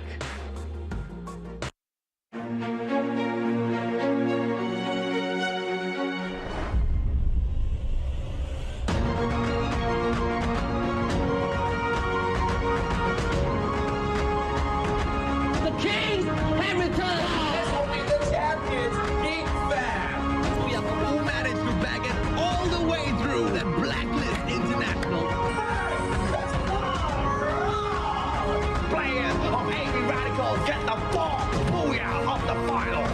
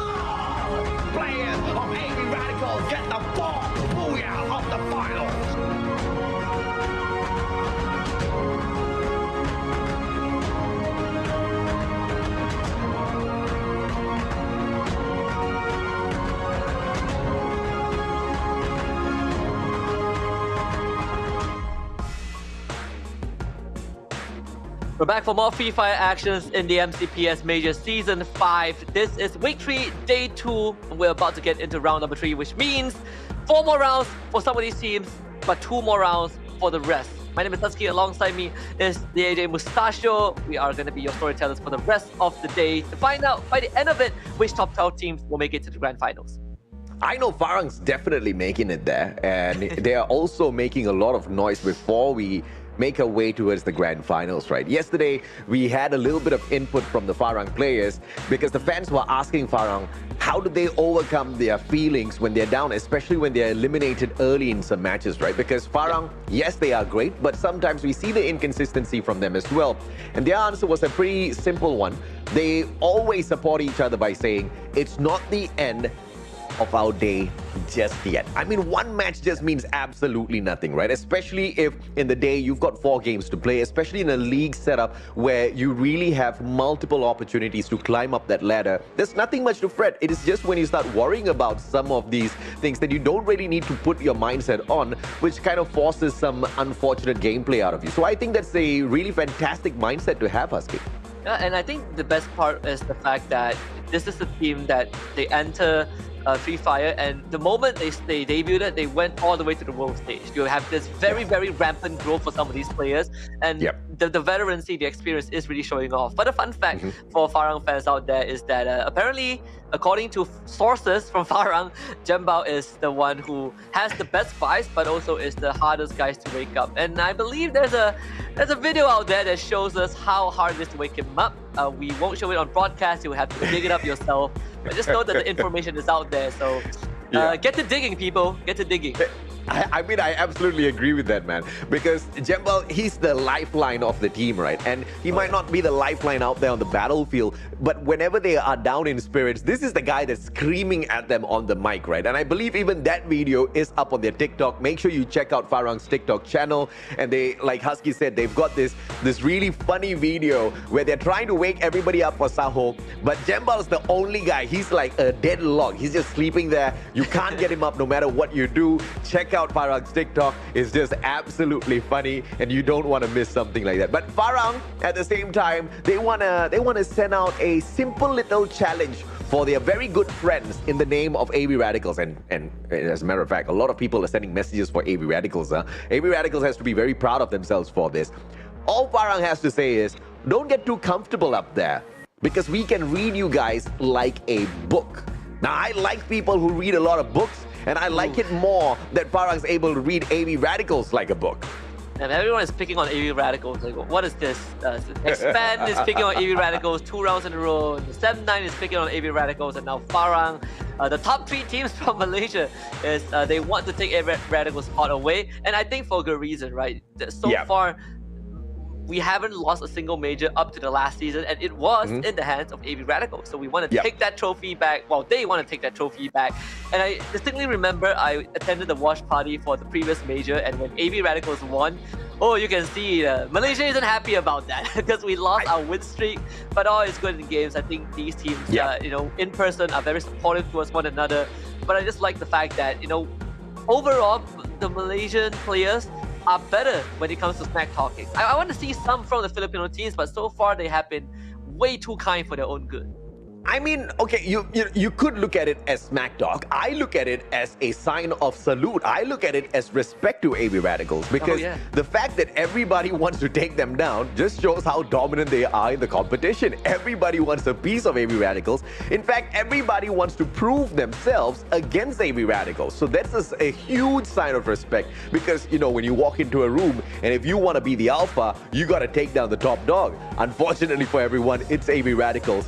So far, it's been seeming like it is possible for them to take them down. But you know what? You guys have to take down this giveaway code, because the Pop-Pow loot box is available for everybody to redeem right now. And the wait has finally paid off. If you guys are still watching this right now, and what am I talking about? If you are seeing this, you are watching this, get the code right now. Do whatever you guys always do, you know, screenshot it, send it to your friends who are somehow still asleep on a Sunday. Just make sure that you claim the code before the broadcast concludes, because that's where we would close the window and it would be gone forever.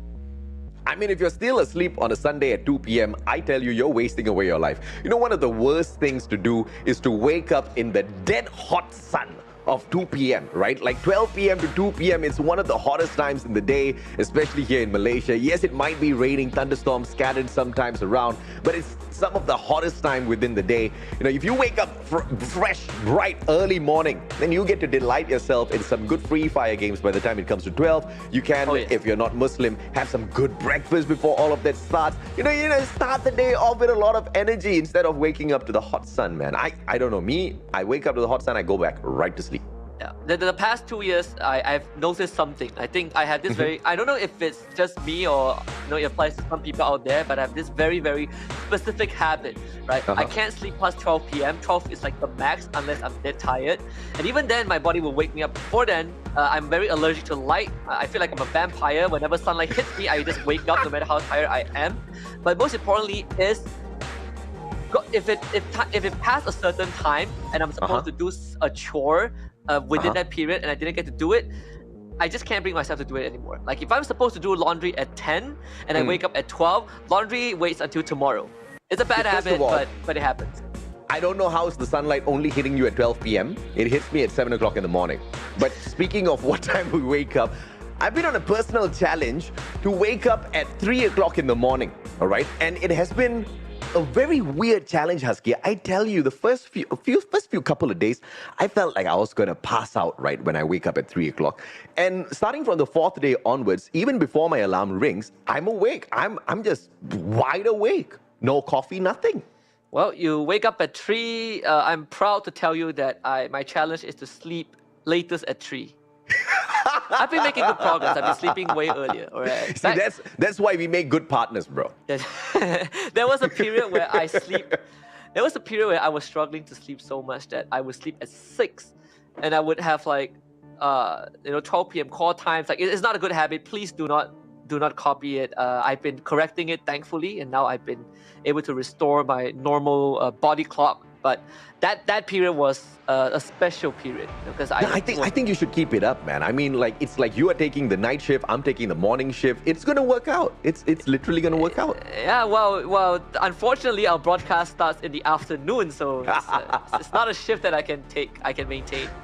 But yeah, I mean, I've been able to fix it, so it's great. I'm back into a normal sleeping schedule, just not waking up at 3. I think that would take a lot more effort from me.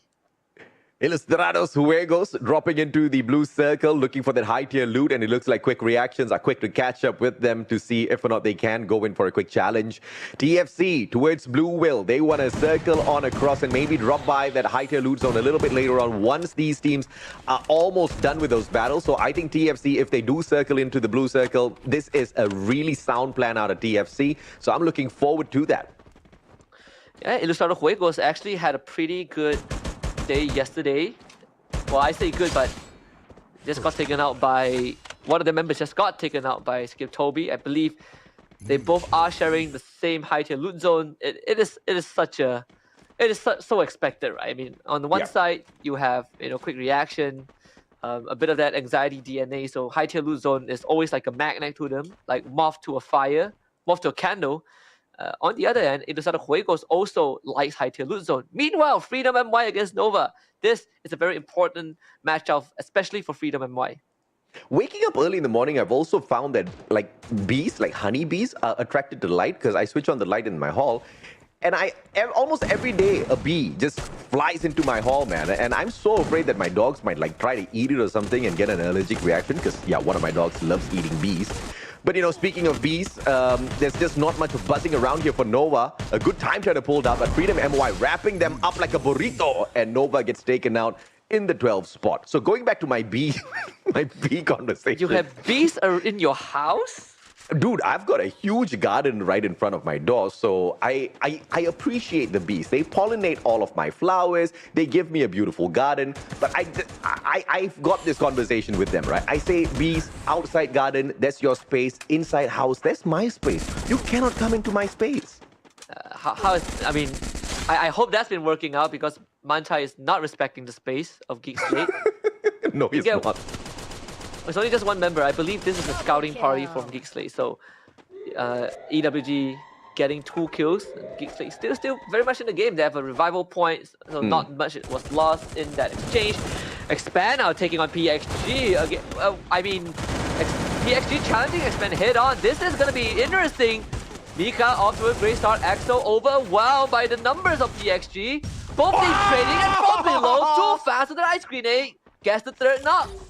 Cobra looking for the finisher onto PXG. Maybe they made a grave mistake. The ice grenade chipping down Jimmy Neo to just 1 health, and that's it. PXG completely wiped off the face of Alpine. They will rue the day that they took this drop towards the team of Expand, but it's okay. I mean, at the end of the day, someone needs to become the feed for Expand to just eat up and get into that final circle big and strong. And they are off to a fantastic start. There is a vending machine right here in front of them, so X-Roy is going to be purchased right back. No revival points for them to hang around for a long time. Sandrain, he manages to back away as the rest of the Geek Fam squad has been brought right back into the equation, all thanks to that revival point we saw moments ago. Yeah, so Geekslate back in the fray. Udo Axis is another team. I think the competition right now is between Udo Axis, Freedom MY, Tactical Intex, and Dok Dalang. But of course, for Udo Axis and Freedom MY, they have 4 more rounds to make it to top 12, and they were in top 12 previously anyways. Udo Axis, again, this is their worst performance as a team in a major. So close to elimination, so they gotta buckle up, and they have decent chance to do so. Farang doesn't really have a lot of things to get excited about here. Ooh, Illustrados. This is going to be a tough fight here for Expand if Illustrados does catch them off guard. And you can see McRory with a long right-hand side flank. So he's going to get the information as Expand runs through the other side of this compound. And that's just going to open up the opportunity for the rest of the Illustrados to catch up with them. Look at Expand just waltzing into the danger zone, not expecting anything to hit them. They're pretty safe, honestly. I think for Ilustrado Juegos, they are the ones who are less safe. It's because there's not much cover for them to work with. And some of these players have went up against certain players on Expand way back in the days, right? McRory, 4-Bits, these guys were from SAF. Führer, I believe, as well. The Shanks at one point was with Bloody Head, so this is another one of those powerhouse collaboration. McRory, I believe, saw Axel running past the open field. This could be an interesting exchange between 2 of them. Illustrados. Opportunity that they cannot waste here. And McRory is not in the best of positions. Initially, he had the flank, and now 2 other players have got the flank on him. X-Roy is going to drop right by his left-hand side. Too fast right in front of him. Axel gets knocked down in the meantime by Shanks. That backup is solid, and that's just going to keep the pressure on the team of Expand. Expand now. Opportunity to shut down McRory. This is going to be a good trade, but McRory sneaks away. Good glue wall pulled out as well, and Expand is not going to be able to find that trade instantaneously.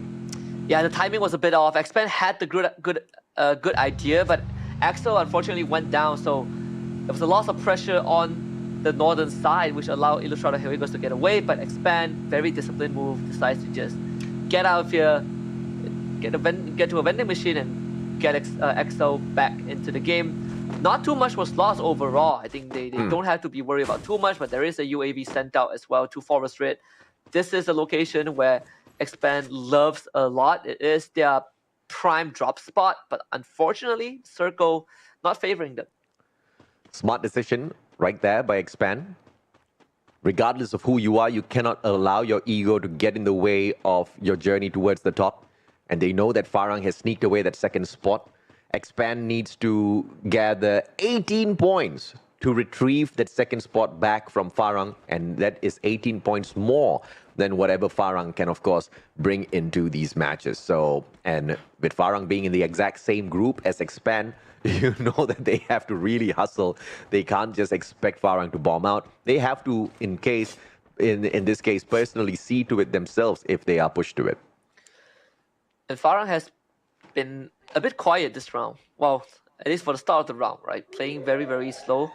And I think it's something that we would see very often from Farang on maps like Alpine, where they are less comfortable on. They are generally more docile. Ooh. But JPTNC, careful, already spotted by Farang. And look at where Jembao is. This guy really making headway on top of the roof, and just one shot was all it takes. Ryu goes down. He's going to draw the rest of JPTNC to come provide help. Jespu is in the front line already. Napis, good response onto Jembao. Jespu needs to win this one though, but Napis stops him. Good moves from JPTNC to stop Farang. And let's see if they can punish Farang further. Yep, and Jembal, does he stay up on his feet? Spade with a grenade out of nowhere, continues to chip on in. Cluster by as well. Jembal taken down. Yazid responds very well against the pressure by Farang, and that's going to take Jembal out of the equation. The SVD attack and that headshot out of Jembal was solid, but the follow-up just was not as good. Spade with that grenade will be able to put that player out of his misery, so no pickup coming on through. Yazid gets sprayed down by Spade as well. This MAC-10 close-range combat is an absolute beast, and Farang knows exactly that. Napis does not wait by. He says, adios, I'm out of here. All things considered is a good effort from JPTNC, right? They almost stopped Farang completely. It's just the utilities from Farang, they also had enough to match with what JPTNC has. Udo Axis, on the other hand, facing off against Expand. The grenade slowly getting thrown out. Expand able to bring Axel back. Roy getting attack onto Mirror again. This time, it is going to be secured. Expand with 5 eliminations, slowly weeding out YAE. Let's see if or not Expand can very quickly put Axis out of their misery as well and collect a few more kill points for their own. Ashura right in front. One good grenade out of Cobra can do the deed, but Cobra just with the Groza takes a beautiful headshot, going up against 2 players now, and he goes in to finish all of them off. Just alone, he is able to do so, but Axel's back up from the back. This is just the good old Expand running the show. And with the Seekers, it was very hard for Udo actually to hide, but Geekslate not wanting to give Expand room to kind of stock back up the resources. They are already showing up at the bunker, at least. That's where they will take refuge, but Expand have a big compound to work with. We have all these glue walls preemptively set up from the previous fight, so Expand have extra layers of defense that they can maneuver around, but they have to be worried about quick reactions also, because they are coming in from the back. This backdoor access there it should is. be able to pressure Expand quite a bit. That good headshot knocks the player down. Response coming through from the Expand players. And this is where Geek Slate needs to take advantage, but instead they use the opportunity to find the next circle. And 26 more seconds to go. I think that was just a little bit too premature for Geek Slate. They could have picked up some solid elimination points here, but they just want to find the placement points first. I understand at the same time, I think it's a big waste. So now it's just quick reactions going up against Expand, and they're gonna have to pay for teasing Expand. Nice Irene. He gets knocked down onto the ground. Great glue wall played by Axel, just running together with that barricade. Doesn't really drop it until the very final moment, and then one solid, unfortunate glue wall by his partner bounces off the cluster from the team member. And Too Fast actually tags onto Nice Siren again. They've gotten rid of him, and Expand, they are just so strong. They are moving walls with their bare hands, with telekinesis in fact. This is how you know that Expand has ascended. Too Fast in the building, trying to basically overwhelm Marky. Somehow he is still able to put out decent defenses, but Marky finally gets shot right down. Expand with 10 eliminations, but they're not done just yet. There are still remnants of quick reactions. There's another player just right behind here, Kwachi. Now Expand can have a little bit of this Kwachi as well. They don't see him? My favorite snack. They don't see him, but this Kwachi is going to get expanded either way. Yeah, Axel says, yeah, here you are. And he very quickly, just like the Mustachio, skillfully disables that Kwachi. Pops it in his mouth, cracks it, eats it, throws the skin away. But quick reactions, they're not out of this equation just yet. They still have one more survivor. And Expand, in the meantime, have backed 11 points so far. This is a massive round for them. JPTNC, on the other hand, not doing too great. They were able to stop Farang, but right now, they not only have to deal with Farang, but also Pando EWG. And Farang has control of the buy point, which is great for them in case they need to go for those revives. And you look at the kill feed. Look at who Expand ran into. Ilustrado Squigos. They are just constantly fighting in this round. This was supposed to happen a little bit earlier on, and now Cobra's the one that finds the circle. What in the world is happening? Illustrados outside of the circle. Axel, long shot. Pura goes down. Cobra has got the 6 grenades to work around with. Earlier on, he did not use it against the players of Toda. Hopefully this time, he does pop 1, 2, 3 back-to-back against the players of Illustrados on the other hand, because it will be quite fun to watch, and he does exactly that. Here comes the ice grenade first. McRory goes down. X-Roy and Axel both chipping on in, and Illustrados Juegos had an opportunity, but they don't take it for themselves. And because Freedom MY decides to chip in as well, now Expand knows that after Ilustrator Juegos, they gotta deal with Freedom MY. Quick reactions in the meantime. Finished 9th thanks to Geekslade. EXO! Dirty shot onto Jin. And now Expand slowly pushing forward. X-Ray leading the charge. Freedom MY, what have you guys attracted? You've attracted Expand of 14. X-Roy, no respect. Freedom MY given no quarter in this fight. Axel still pushing them out of the building, and Cobra is there to receive it. Triple kill. And this is just the super aggressive Expand. If they do pick up the Booyah right here, right now with the 16 kills, they'll match up to the record of Sem9. But I think Expand wants to show that they can break, they can smash that record to pieces. 8 more teams left in here though. Expand doing great, but to get into the final circle and to continue this sort of a run is going to be quite difficult. Let's hope to see them a little bit later on as well. TFC trying to hold on for their dear lives. They have to take on Geekslade, who have a defensive compound. Adam with the double barrel in hand goes up aggressively, finds absolutely no one, goes in for the rewind, and Luffy on the other hand charges up the ice grenade as well. Can he go in for the pop? It's going to be the glue wall melters that puts Geekslade in a terrible situation. Apis with the charge buster circles around. Jump 9 timing, and Jump 9 gets him with a max 7 instead. Perfect headshot, and TFC actually winning this out against Geekslade. And Pando EWG were actually pressuring TFC from behind as well. So TFC doing a fantastic job in surviving. But they did miss out on a point or two thanks to the blue zone taking out the fallen members of Geekslade. Nonetheless, TFC still alive, and Geekslade are in a horrendous spot. And nothing that Sunrain can do. Manchai picks them off. Expand in the meantime, they have found the circle, and look at this. They are the only team who has control of the circle. And they also find the final player of Ilustrados Juegos as well, and Expand just beside the next circle. Everybody else has to come and travel all a long way to get in here, and before that they have to sort each other out first. The shot to the butt, a little cheeky, and Jespu puts him out of his equation. Ryu gets taken down as well. It's gonna be the players on the side of Farah. Good time turner pulled out into the time turner. He goes, and Jespu is on a roll, but from afar, Cobra strikes one, Axel strikes another. Both the snipers doing a lot for the side of Expand. Oh, Farah wanted to take the launch pad, but they got shot off the sky. And that's going to allow Freedom MY to come in for the cleanup. Jesbu goes down and fires last man alive. Needs to clean up the kills and outrun this blue zone. He will be able to do so, at least for now. But look at Expand. They're taking so much space. Freedom MY goes down. 19 kills for Expand. This is going to be a record-breaking run for Expand in the whole of the MCPS group stages. This is a record-breaking run of all history. If they can complete this as well, this will be a solid one. Pando EWG right in front of them. Farang takes a double. Axel steals the kill away. Farang gets nothing from that. JC gets taken down as well. It's going to be the one and only Farang. 1v3. Can he stand? Manchai circles around. Axel, X-Roy, both of them, they go in for the shot, and Expand routes this up with a phenomenal record. Axel himself has got 10 eliminations out of the 22. Farang basically ruining the chances of Pando EWG until the very end by sniping 2 members before going down, but all of those points were handed over to Expand nonetheless. 34 massive points in a single round. And the last time we saw this was on the Bangkok World Series by EVO's Phoenix when they won the championship. Expand putting on the same numbers as our current world champions. Impressive.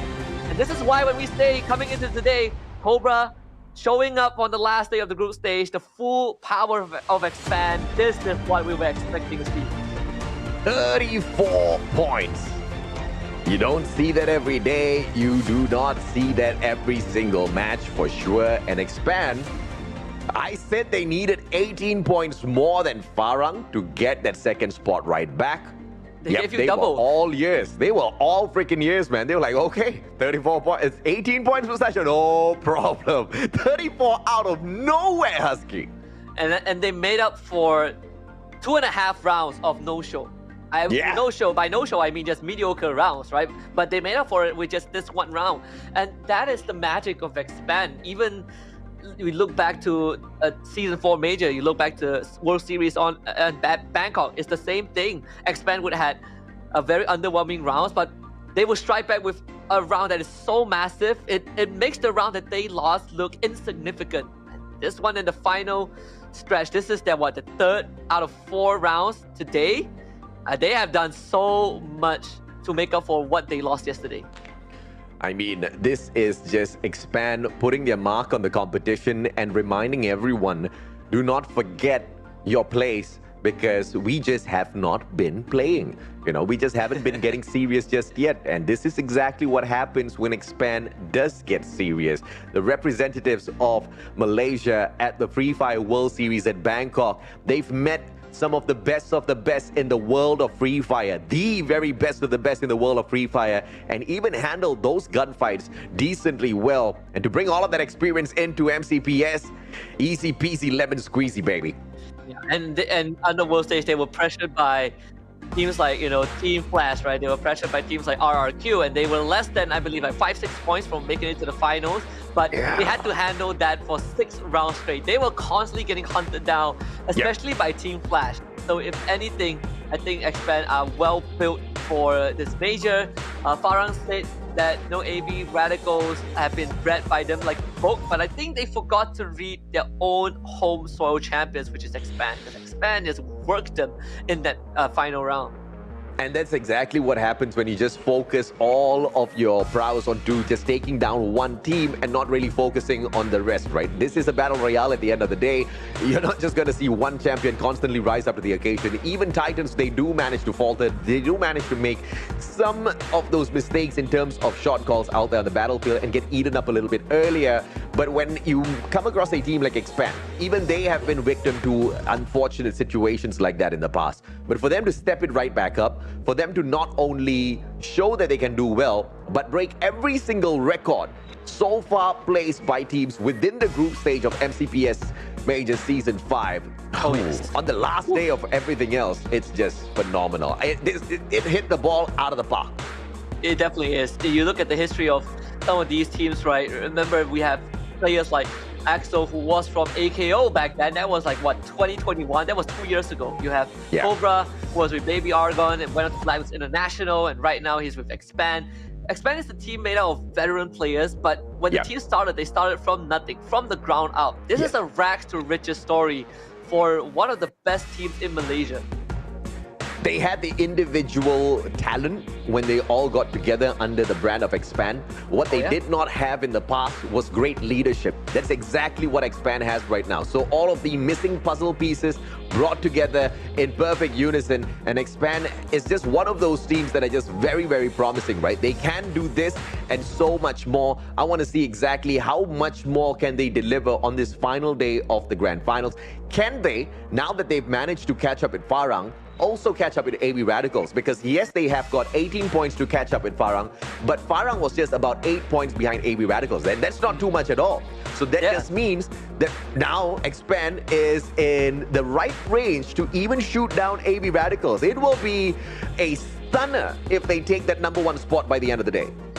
And I want to quickly bring us down a bit of a history lesson, because you look at this one member Too Fast, right? If you remember his origins, this guy started from AKO, went to Freedom Rumble and made a name for himself at Freedom Rumble, because at that time Freedom Rumble was so aggressive. They just do not care who they're up against, and that's why Freedom Rumble was one of the first Malaysian teams who kind of dropped that 30 bomb at the end of a round. And afterwards he went on to Axis for one major.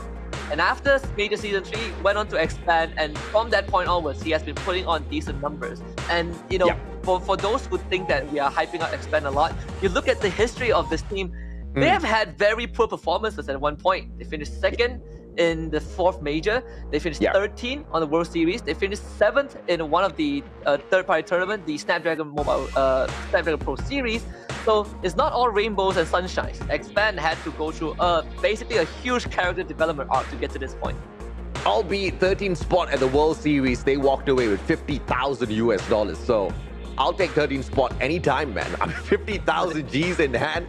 Yeah, I'm going to be smiling year to year. But, you know, I love the point that you brought up, right? Multiple teams, and the teams that they used to be from as well were not really, you know, all that tightened, you know, every single step throughout the way, right? I mean, you talk about Freedom Rumble. Yes, a lot of that aggression was brought out, but we'll continue that line of conversation in a little bit as we check out the overall stats here. 58 eliminations from this matchup alone, 13 revivals, 19 rescues, 47 headshots, 76 knockdowns. I think it was a very average round in terms of statistics, so I can gladly move on back to the point I was making. It's too fast. The guy within Freedom Rumble, you know, it was all about the learning experience because he was one of the slayers and he was always able to, you know, take that cap on all of the other opponents by using that grenade, just absolutely abusing the grenade. But one thing, the biggest lesson that he took from Freedom Rumble was that you cannot just rush into battles time and time again without a solid plan, because then that brings up inconsistencies in terms of your performance. And that was the kind of lesson that you learn through all of these other teams. I mean, even Cobra, he has learned that hard lesson himself as well. Axel has picked up a lot of lessons along the way. And together as a squad at Expand, they have just managed to just pile up all of that experience together and really play out some of the best Free Fire matches that we've seen so far. Yeah, and you look at the history of these players, right? Even in the teams that they were previously, before they became Expand, those teams finished top 3 in multiple tournaments. So these are talented individuals. The Axel, 10 eliminations this match, one of the highest one for an individual in a single round. Yes. And you can see just 44% on target in terms of his accuracy. That is insane. I mean, this is just out of nowhere, but he is also one of the players. No, he is the player with the highest accuracy throughout the whole group stage, as a matter of fact. Axel is the sharpshooter you want on your side, and he clearly delivers, right? Those 10 eliminations outdoes the 9 that we saw earlier on today, and we were shocked by the 9. And with Axel's 10 and a total elimination of 22 from the team, he did almost half of that work all on his own. 11,930 damage. 34 match points picked up. This was a record smashing round for the MVP team of Expand. Yeah, and Expand, they have one last round later on, and that, if they can close it out strong, it would be a good finale for the group stage. Regardless of whether they take first place or not, by the end of it, it's going to give them a very good confidence boost going into the grand finals. And I think Expand, they have found that groove at the very last moment. Kind of a reminiscence of that of the World Series in Bangkok, where it took them to get to that final lap to, you know, get themselves backed up. But this one looks so much stronger. And Expand is the only team that has not picked on AV Radicals, you know. No, they're way too nice. They're way too nice. They're way too nice. And I believe they have not picked on AV Radicals for a good reason, right? The other teams pick on AV Radicals because they respect AV Radicals. Expand does not pick on AV Radicals because they respect AV Radicals. Both of these teams, they have been through a lot together on that world stage, and they know exactly what it takes to play a really good game of Free Fire. And they're waiting for that opportunity to see AV Radicals just so that they can match up their strengths and see exactly how far they have come. Record-breaking 34 points out of Expand, and the closest one to them was a 17-pointer Farang, but you got to respect the consistency out of Farang as well. And Pando EWG finally waking up in the competition. Yeah, Freedom MY also scoring a big 14 in this round. You compare that to Yudu Axis, who only got 3. Yudu Axis will have something to worry about as we progress through the rest of the day, because their tournament lives, their grand finals qualifications hang in the balance. Freedom MY now control a part of those cards. JPTNC getting 9 points. Compared to yesterday, this is already 85% of the total points that they've gotten. So JPTNC, I think is fine. They will qualify anyways. TFC also keeping themselves in the running. Make sure that they don't drop out of top 12. And it is a good run, if you ask me, from both JPT as well as TFC. Nova continues to struggle alongside Project X Gaming. Yudu Axis picking up just 3 points, just puts them in a very unfortunate position down at the 13th spot. I mean, this is the combination of two very, very big brands, and they are losing out to some of the newer teams that, if you look at statistically speaking, individual prowess, Yudu Axis should not be at the 13th spot. So this is this is just some signs of cracks in terms of whatever that's going on within the squad that they need to figure out within the final couple of matches that we've got on our hands here, Husky. AJ, just look at the top three. Look at how insanely close this is. Farang, Expand, and AB Radicals. Farang and Expand sharing the first spot. You know, obviously Expand having more eliminations, but Farang having more placements. AB Radicals 10 points away from reclaiming that first spot, but of course AB Radicals didn't play this round, so they will have 2 more rounds when we reach the tail end of the day to catch back up. But this is the closest that we have seen so far when it comes to a group stage and the fight for first place. It has never ever been this close. I mean, I talked about the drama of Expand catching up with Farang, and I also talked about the drama of Expand, you know, being capable of picking up the #1 spot. But Farang beats them to it, but Expand is literally hot on their tails, right? All tied up with the 340. So this is going to be very interesting as we reach the tail end of this, because both Farang as well as Expand, they are in Group C. And this next matchup at Nextera is going to be their final game. And after that, they will have no say at all. And Group A comes back into the mix alongside Group B. And AB Radicals will have 2 matches. So I don't know. They better have breakout rounds for themselves, because AB Radicals, you know, they're going to try to pick that right back up. You know what Expand needs to do? They need to, by the end of this round, they need to have more points than Farang, no matter what happens. Because in a tiebreaker situation, Farang beats Expand, and that was what happened on the leaderboard, right? Farang having 1 Booyah more than Expand, so that's something that is something minor. Again, in the group stage, it's not too important, but if Expand wants to really overtake Farang, this is their last chance to do so. So I think it's going to be drama all the way up to the end. Of course, it's going to be drama at Nextera to figure out if or not Expand can have this massive round yet again. If they do, obviously the #1 spot's for them. If they can pick up the Booyah as well as a solid number of kills, and we can expect consistency out of Farang. So this is going to be the drama among the top 3 teams. And then later on for the final 2 matches, I think we can expect AB Radicals to either show up or bomb out, right? Because they have not been as spicy as they were within the first 2 weeks. I think week 3 has been somewhat of a slower pace approach for AB Radicals. They don't want to seem to be too much of a threat for the rest of the teams moving into the grand finals. I think that's a sound strategy as well. But you know, if you're AB Radicals, you might as well go for glory. And yesterday we didn't see Expand play on Alpine and Nextera, right? And we saw Expand just now, 34 points on one of their best map, best map, which is Alpine. Now I want to see them play on Nextera. How does Expand adapt to the latest map? Because when Alpine first came out, they were one of the first teams to really get a grasp of Alpine. They can do the same for Nextera. I think Expand is in a very, very strong position. Expand thus far has got 32 points on Nextera picked up, and Farang has got 85. If that's any indication as to how these 2 teams are going to be doing against each other up here on this battlefield, I think that's a very solid number. But of course, Expand is a team that also learns extremely fast. So we might see a huge improvement here for Expand, but they will have to try their very best, because Farang has been doing phenomenally well. In fact, Farang is the leader of Nextera. They are the best performing team apart from AB Radicals, who are just shy 2 points, 83 overall on this exact same map. Yeah, this is going to be a heart-wrenching one. With how big the difference is in terms of performance on Nextera, you were definitely expecting Farang to be the one to put up the numbers. And the burden is definitely going to be on Expand right now. Again, for Expand, it's a show of strength, but for Farang, it is to really perform well on the map that statistically you have been doing fantastic throughout the entire major. We get a very even flight path. And honestly, Free Fire flight paths have been very, very generous to all the players, even on the world stage.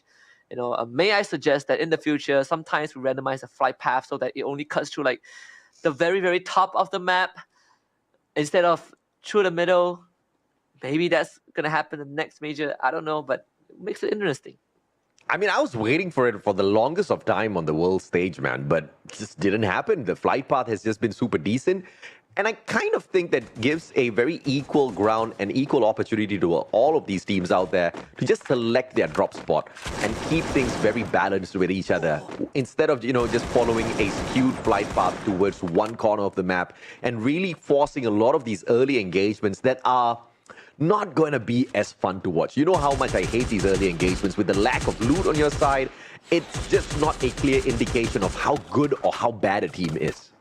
I have one change that I think, if implemented, would make you enjoy these early fights more. What if when they drop, they don't have pistols? They just fight with fists. They just box each other. That would be fun to watch. I'll take that. Very Melee only. First 2 minutes of the game, even if you pick up a gun, you can't use the gun.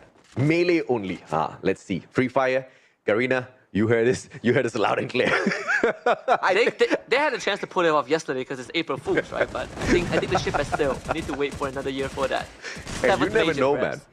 Every single event, every single Free Fire event we have, there's a new rule set, there's something new, something creative that Garena throws in just as a curveball. That could be the next thing. But quick reactions getting quickly eaten up by Ilustrados Juegos, who did lose Shanks in the early engagement, but they hit back extremely quick, extremely efficient against the quick reaction squad. And I believe they only have got one more guy to run away in the name of Nice Irene. The rest of Ilustrados will be holding back as they recover, as they look for a couple of those medkits as well. Geek Slate, on the other hand, they put out PXG. Unfortunate for PXG, that's just another round that they bomb out on. Very, very unfortunate. Only 2.5 minutes into the round, and PXG have already gotten wiped. That is the thing. Again, Xera it feels very claustrophobic because you have so many, groups of compounds together, and it feels like it's hard to avoid these hard drops. At least in this major, because teams are still getting used to it. Fires is on the scouting mission. It's going to be near the vicinity of Ilustrados Juegos. Meanwhile, we actually got a glimpse of Expand as well, taking on was it Creek Reactions? The Expand getting a kill just now. It's going to be against Nova. So Roy somehow making it out with his life. Who was that? Okay, all right. Roy has got the launch pad there. Very quickly backs away. No, Nish, don't do it. Nova, if Nova takes this jump and they land exactly where he did, it's a GGWP, my friend. Nova's just going to be bait. Nah, they're backing away. They're going the other way around. Thank the good Lord. Thank goodness. Expand is playing so spread out. I mean, it's a blessing in disguise that Roy got an elimination and got out with his life. Completely unpunished. I mean, that's just the way he plays things, man. Nice Irene, on the other hand. He's going to get caught in a tight little spot here.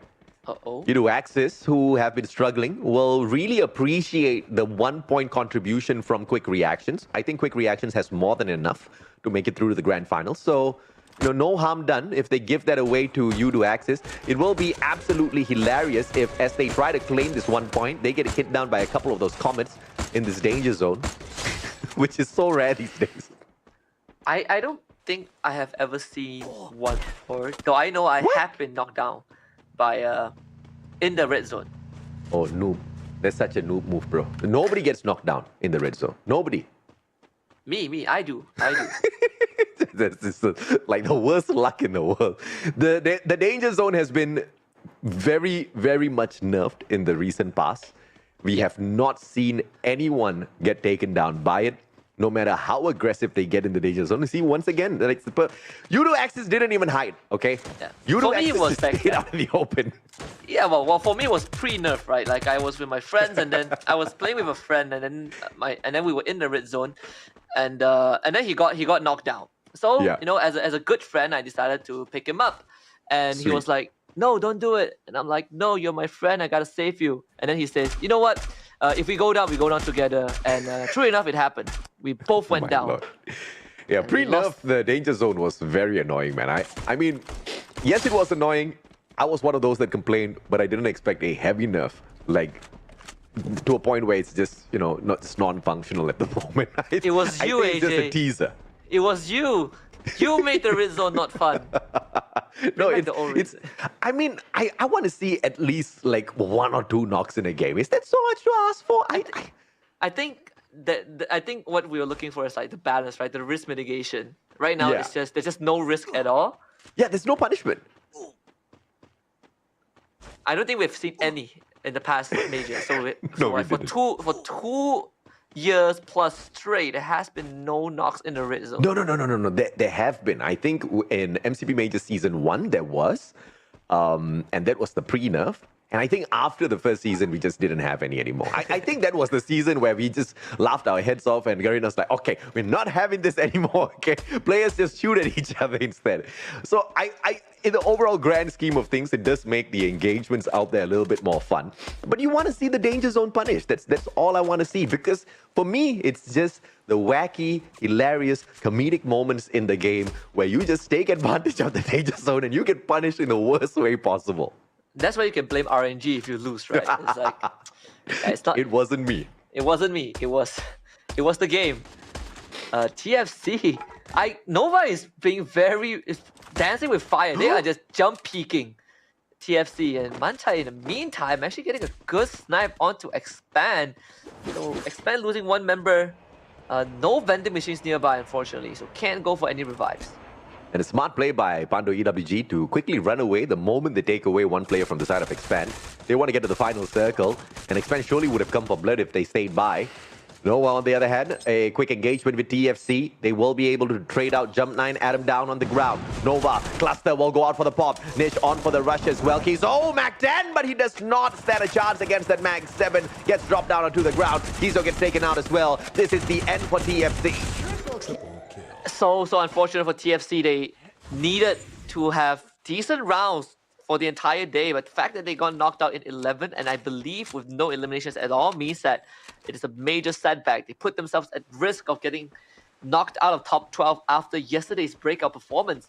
For Nova, chances of them making it through is very, very slim. This is their last round, but spoiling it for TFC is huge.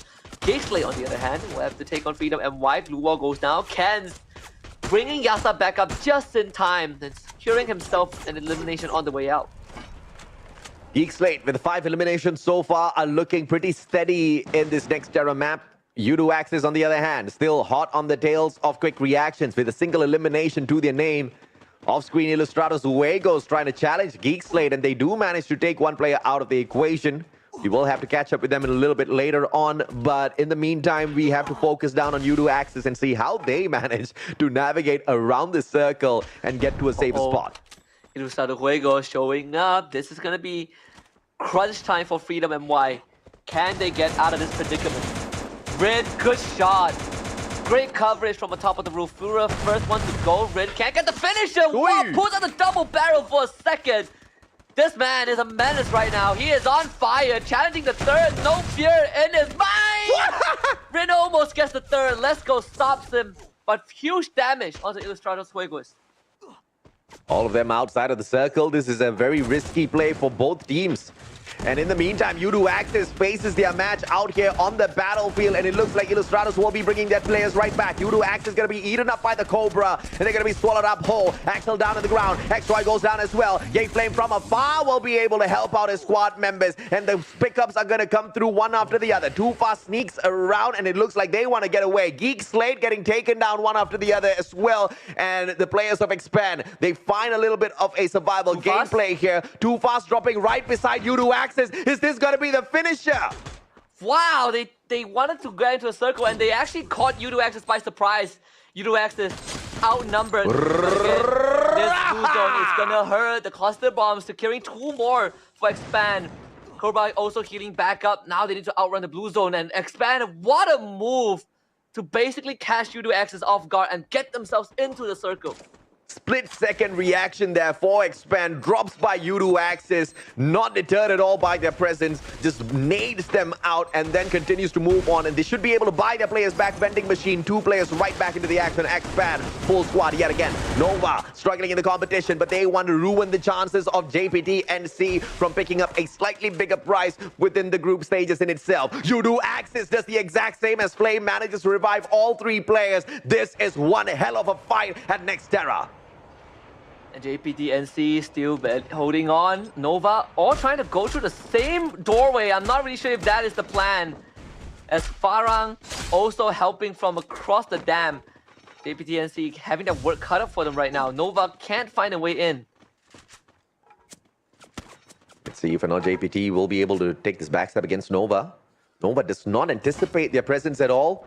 You've got a player just running past the rest of them. Ilustrados Huegos, on the other hand, dealing with the players on the side of Udo Axis, who just made their way right back in. Asta, Charge Buster will find Bad 7, puts him down onto the ground. Long shots coming on through. Yazid with the Grocer, and this is one mighty Grocer that he's got in his hands, and they do not get punished. Cobra finds Miro as well, and it just does not stop. Cobra just on a hunt for the Udo Axis players, and JPTNC just turning tails towards the players of Ilustrados Huegos. Fires out of nowhere, finds one. McRory dropped onto the ground as well as Cobra finds that knock. Fire steals away the kill, and this is just Farang teasing Expand as they take away all of those kill points.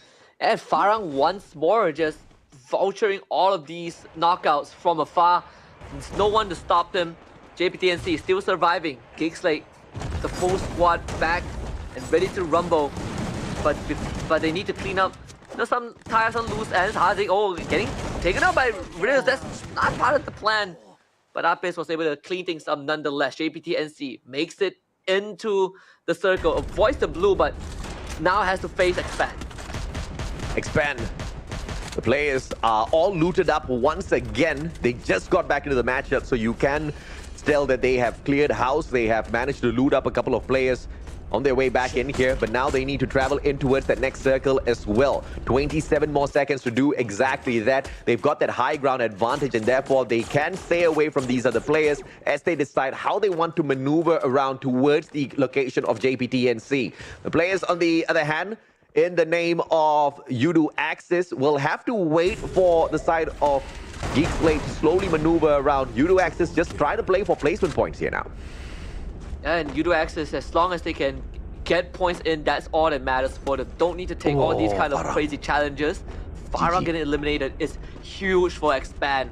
Now they 100% will overtake Farang by the end of this round, of the day in fact. EWG, they've taken care of Farang. Now Expand is next on the list.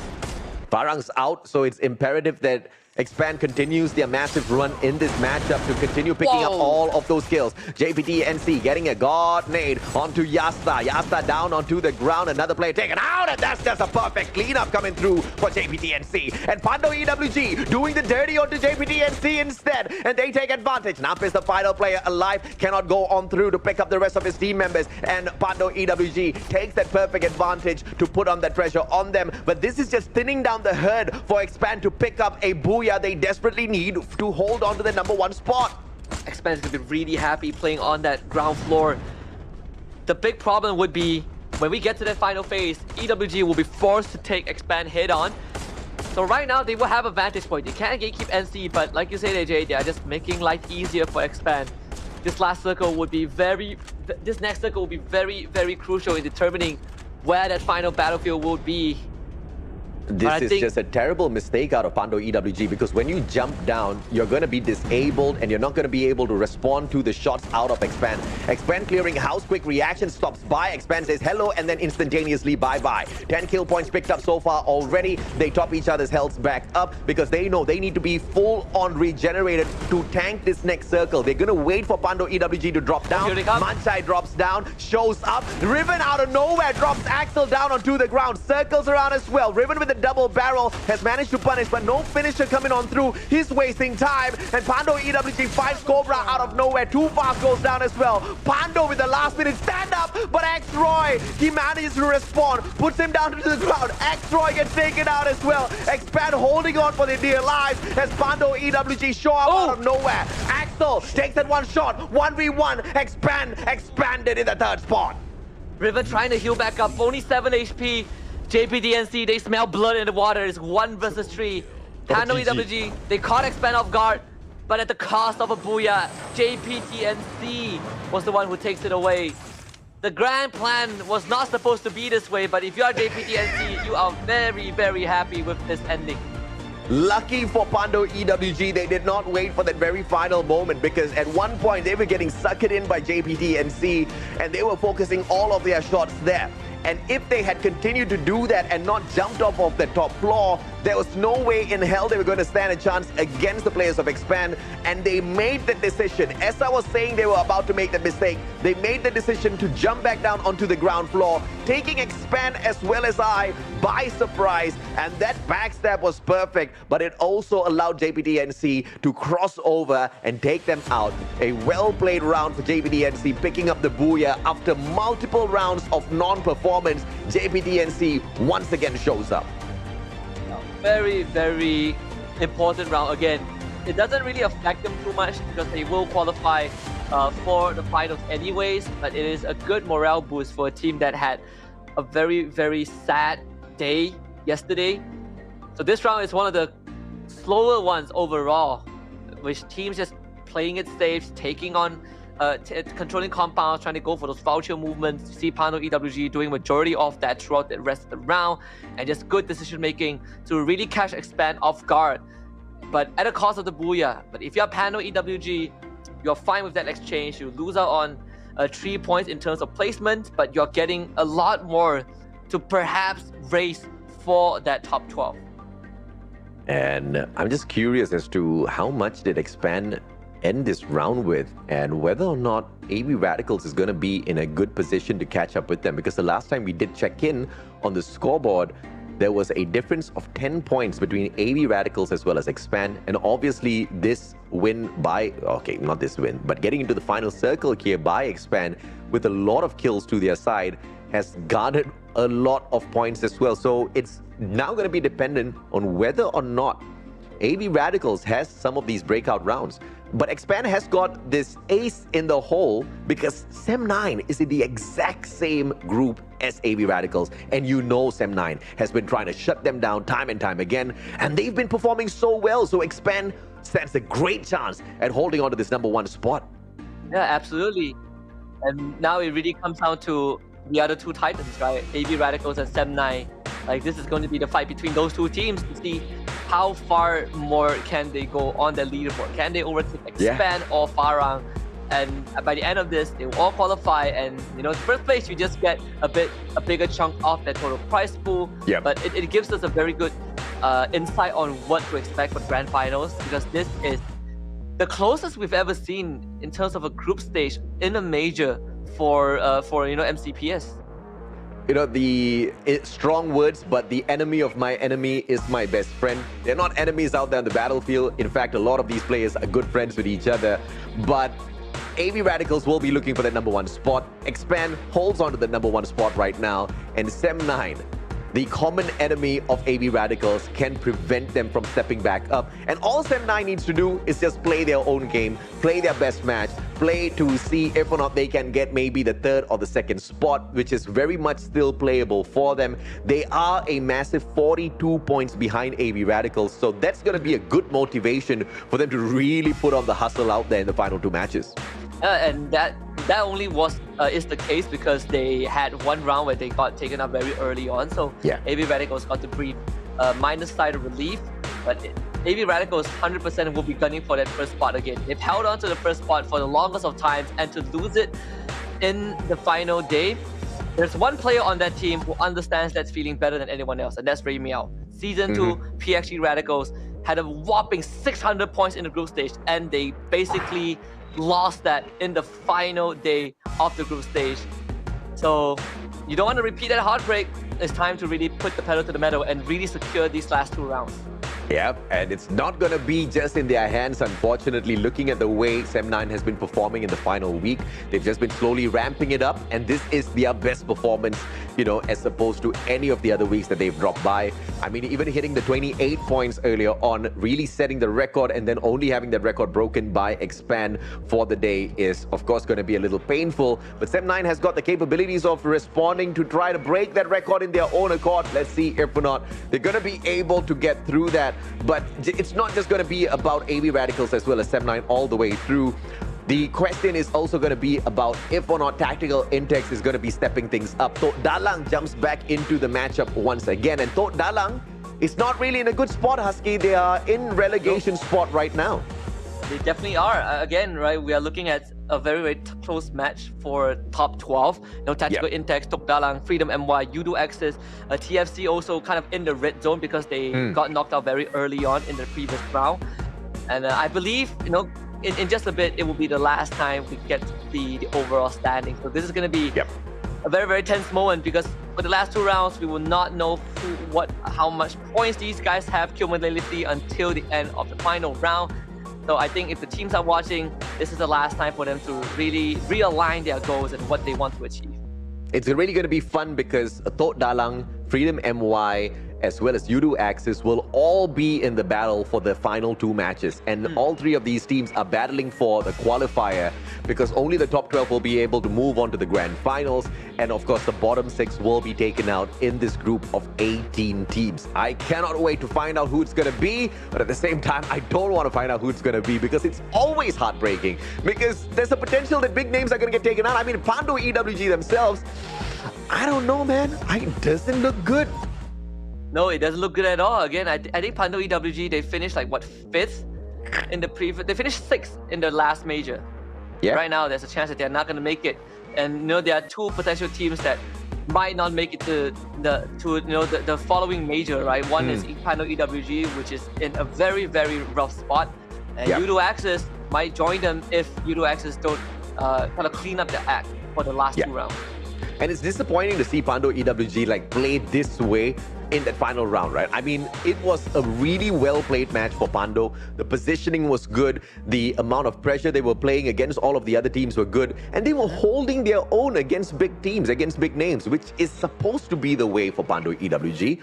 But I guess some teams really just bring out that performance when they are really pressured, when they say oh, if we don't perform on this final game, we're not making it to the grand finals. Because prior to entering this game, they needed 21 points to catch up to the 12th spot. But I don't think they managed to achieve that in this match, and that was their final game, right? They're not going to be able to play this in a little bit because they are in Group C, and this is the final game for Group C in the day. Later on for the final 2 matches, it's going to be A versus B. So I've got my fingers crossed for Pando EWG, but I'm not really expecting much. Yeah, and honestly, with their face hanging in the balance, teams just need to do the bare minimum to keep Pando EWG out of the top 12. And it's definitely a bit heartbreaking because it's a team that, didn't really have much changes in terms of roster, right? This is almost exactly the same roster that they came into from Season 4. And you compare the performance, you can say that maybe they got outclassed, maybe, they fell behind. But to not make it in this fashion, it's going to be a bit heartbreaking. I mean, you could say the exact same thing for Toda as well, but at least Toda is making it through to the grand finals with the way they have been performing. It's not the best of performance from them, but at the same time, it's not a little miserable down at the bottom 6. So hopefully we can find a little bit more of a gameplay from Pando EWG in the near future. Cobra picks up the MVP title of this matchup with 5 eliminations from his side. And let's see exactly how his stats look. The one and only Cobra. 5 eliminations from 1,813 damage, 54% on target shots. He has got that trigger discipline. Oh yeah, and also, Cobra, yesterday we didn't get to see him. It was Zeus who took the spot. And Expand performed pretty decent, but when you bring Cobra in, you pointed out many, many times, AJ, that in CQC, when Cobra is around, you have to put respect to his name. This guy, one of the most ferocious CQC players that we've ever had. The very first major, Baby Argon, Cobra was just running everyone down. Doesn't need medkits, right? Because you can't hit him. He's just that good as a player, and he still has the chops. And it's the classic combo of Cobra and Axel that makes me just so excited to watch some of their gameplay, right? Because you see this rusher going out there to slay, and Axel, the sniper, just well hidden away, just taking pot shots after pot shots against all of their opponents. And it's just so beautiful to see that combination play out in terms of elimination points at the end. But of course, your team MVP is the one and only JPTNC, who decides to finally show up once again for a total of 22 points through the 10 eliminations as well as the Booyah. And JPTNC, this is their second major, at least as an organization, if I remember correctly. So you do have some members who were already there last time. You have Yazid, you have Asta, these guys. Dino also was there. I think Ryu as well. JPTNC, the fact that they are going to make it into that grand finals is already a big level up, considering last time they were here, they finished 16th in the group stage. They didn't even come close to qualifying. So big upgrade for the roster in general. At the end of the final 2 matches, we will know exactly who are the teams who will be making it through to the grand finals. JPTNC, there is no question if or not they are going to make it. They will make it because yes, this is them waking up after quite a number of matches of not showing up, but the amount of effort put in by this team in the first 2 weeks has bolstered them more than enough to hang with the best. In fact, they are at the upper half of the overall leaderboard. JPTNC once again 22 points, expand right behind them with a massive 20. So that is a 30-point lead over AV Radicals that they hold on to right now, which is going to be quite exciting as we kick off the final 2 matches a little bit later on. Pando EWG picks up 16. They needed 21 points to reach up to the top 12, which means Pando EWG, one of the invited squads, do not make it through to the grand finals. And that's just a testament to the quality of the teams that we have in the MCPS Majors Season 5. Yeah, and Udo Access, their fate also hangs in the balance. But the difference between them and Pando EWG is that they have 2 more rounds to change that. They are still in control of their destiny, and Freedom MY can look to stop it. TFC Esports, they got a big 0 this round, so there is a good chance that TFC's efforts from yesterday would not matter as much if they don't make it. I think the attention is definitely going to be in the fight for 12th place, because at this point of time, whoever gets first, not too big of a deal, but whoever qualifies is going to be very, very crucial, especially when you have Udo Access fighting for tournament life. I absolutely agree with you, man. I mean, Udo Access just hanging in the balance here. They pick up 8 points, and that's not enough to take the 12th spot away from Freedom MY. Oops, looks like I leaked out a little bit of stats for you guys because we're not supposed to be announcing that just yet. But, you know, I kind of think that it's not enough just yet from Udo Access. We still need for them to really step it up there on the battlefield. Here's the bright side. Udo Access do still play the final 2 matches, as it is Groups A growing up against Group B. So that's absolutely fine and dandy. JPTNC, they stay alive. Geek Slate, they stay alive. Quick Reactions and Toda, all of these teams are all fine. But it's going to be the fight for the top 12 that you guys have no information on. I should be able to figure it out. Yeah, we have the info, but we are not allowed to say it, because if we do, you might not see us in the finals. I think that's it. I'll say it because it's all about calculations. If you are good in mathematics, you can figure it out, right? You don't need us to tell you. I failed. Don't worry, I almost failed. No way. I do not want to be, you know, making racial statements, but all the Chinese people I know have just gotten straight A's all the time, and the best subject for them is mathematics. You cannot pull a fast one on me, Husky. I know you got an A. You got an A+ on Ad Maths. Ad Maths? Well, I got an A. I got B-, honestly. You see? I failed, bro. I got a G. You have to understand, whatever I did with additional mathematics is completely different with what everyone else did. You know, people go for differentiation, whatever, you know, functions and all, statistics. I spent a good 2 months practicing how to draw graphs just so I could pass my Ad Maths. I took a different route, okay? I did it the smart way. You guys took different routes, like differentiation, drawing graphs. I took a totally different route. I just didn't attend the exam. I wish I could go. I wish I could, but you know, I couldn't. Your mom's a teacher. I know. Yeah, my mom teaches in the same school I study in, so not showing up was never an option. My hands are tied, AJ. I was sneak away. I was forced to score. But if you ask me to do maths right now, I can't do it. I got into a last time during the World Series, I got into an argument with my girlfriend because I couldn't do simple maths. Okay, so I failed mathematics at the most basic level.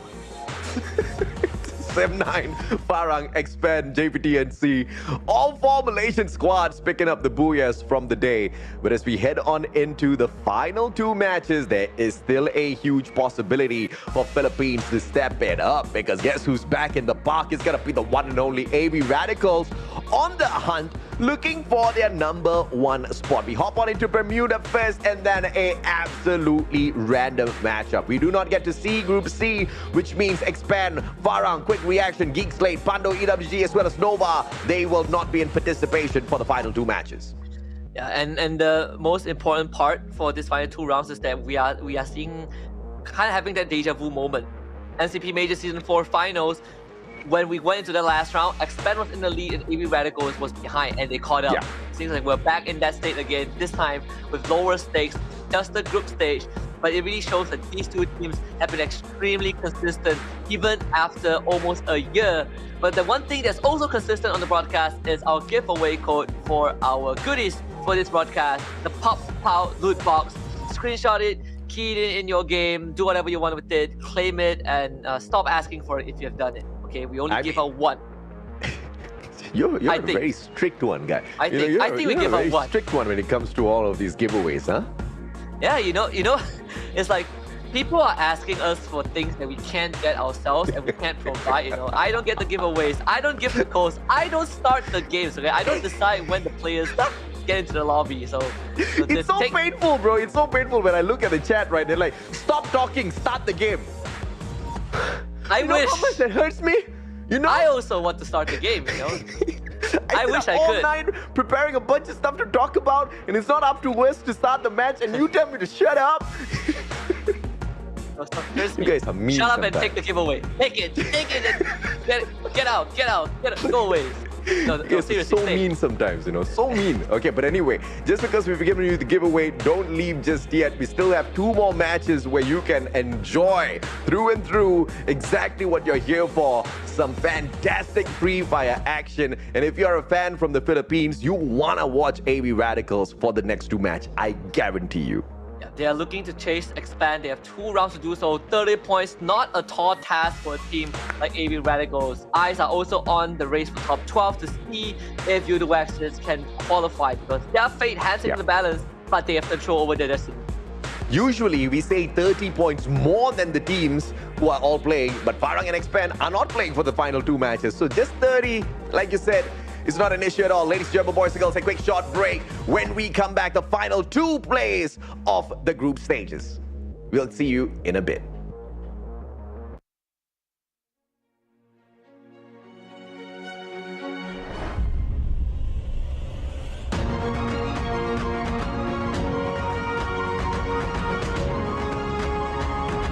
The Kings have returned.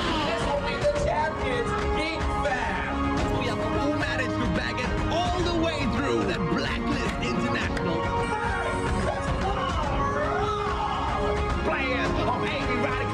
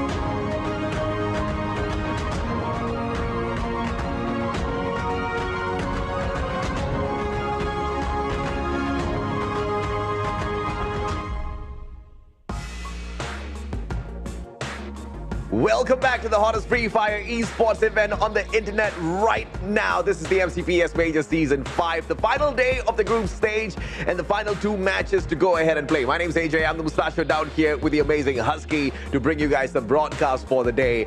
And I think as anticipated, it has just been non-stop drama, Husky. You know, things is starting to get real when you don't get to see one half of the leaderboard. No, I'm so used to not seeing the first page that it feels like a luxury that I get to see the first but not the second. But for all the fans out there, if your team shows up on the first page, they are guaranteed grand finals unless divine intervention happens. And even then, I don't think that they will lose their spots. But what you have to be worried about for is if you support some of the teams on the second page. And we can confirm a few of these teams will not make it through to the grand finals already if you've been following the lead. But they still have the liberty to make life hard for those who want to qualify.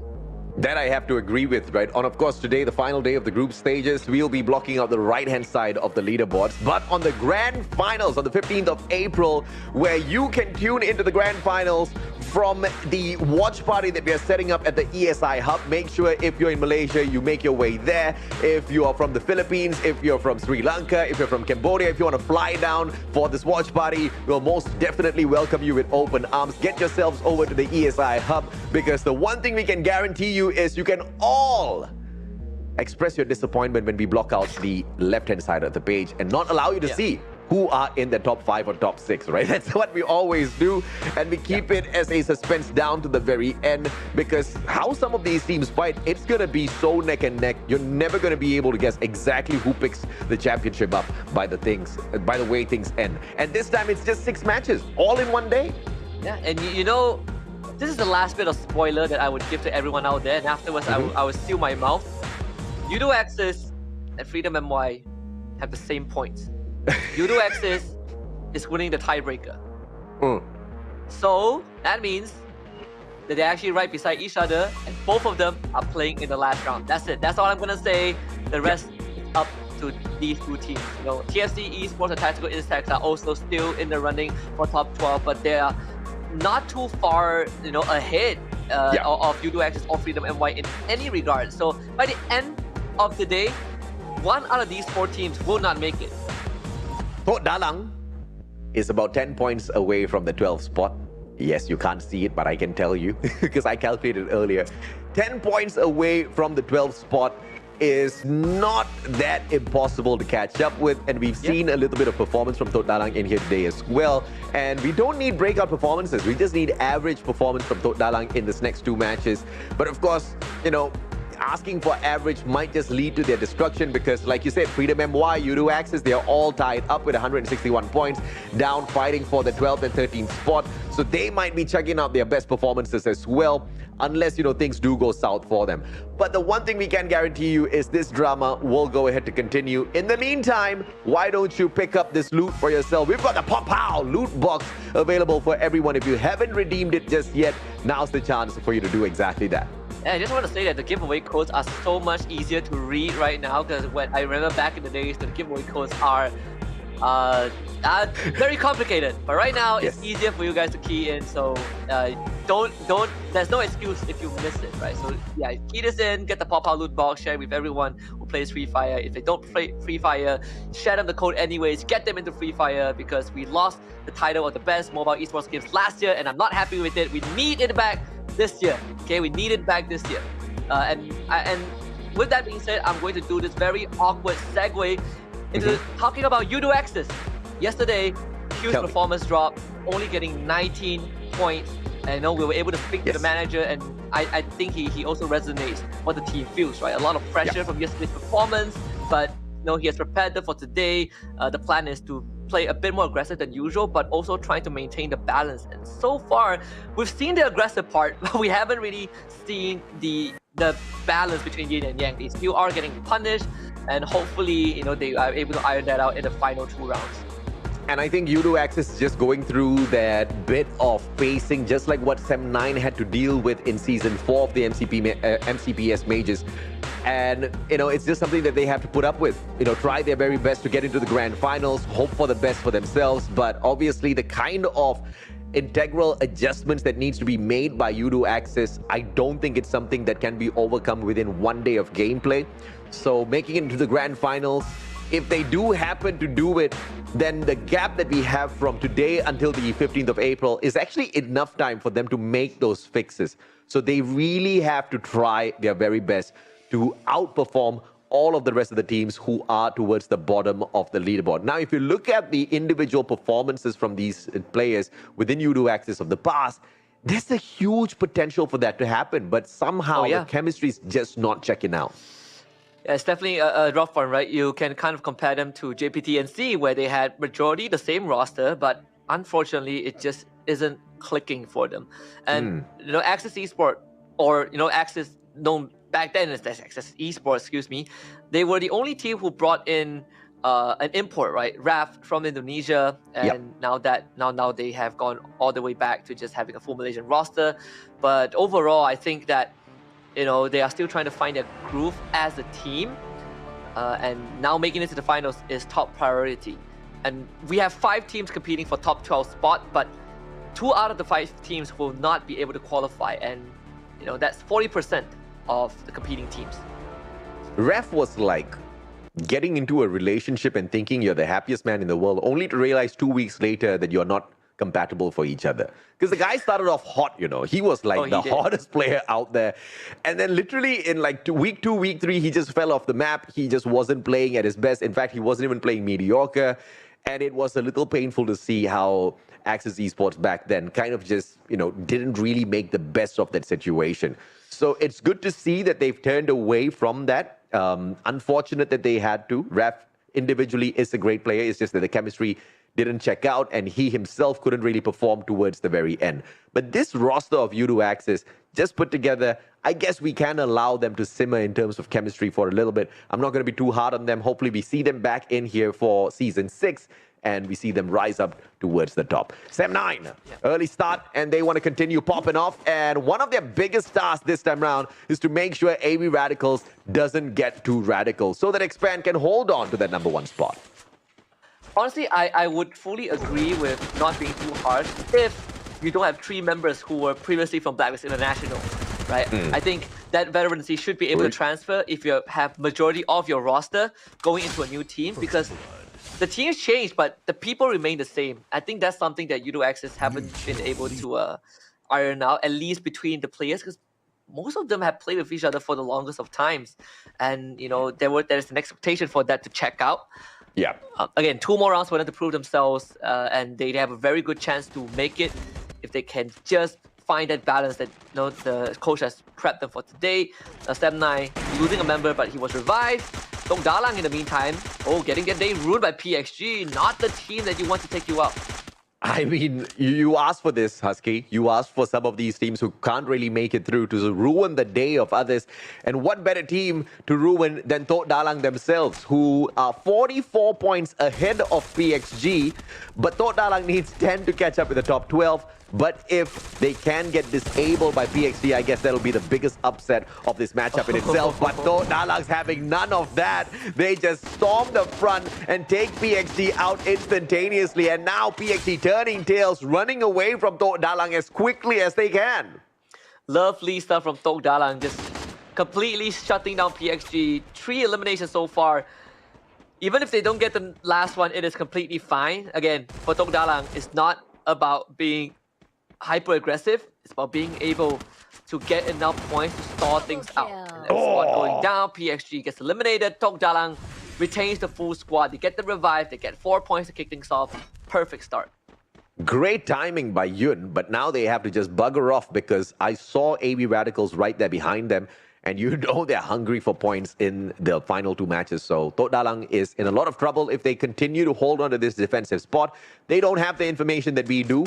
So let's see exactly how luck plays against them. And as I say that, AB Radicals already popping off against them. That is the warning sign. Get the hell out of there. AB Radicals not going to let this slide that easily. See Tok Dalang actually splitting out. Tachi might be given away. Namo is on his tails, and there's nothing much that Tok Dalang can do. Cutting their losses is the best course of action. And for AB Radicals, every single kill that they get is very valuable, because they have 2 rounds to get 30 points to tie up with Expand, and they just need 31.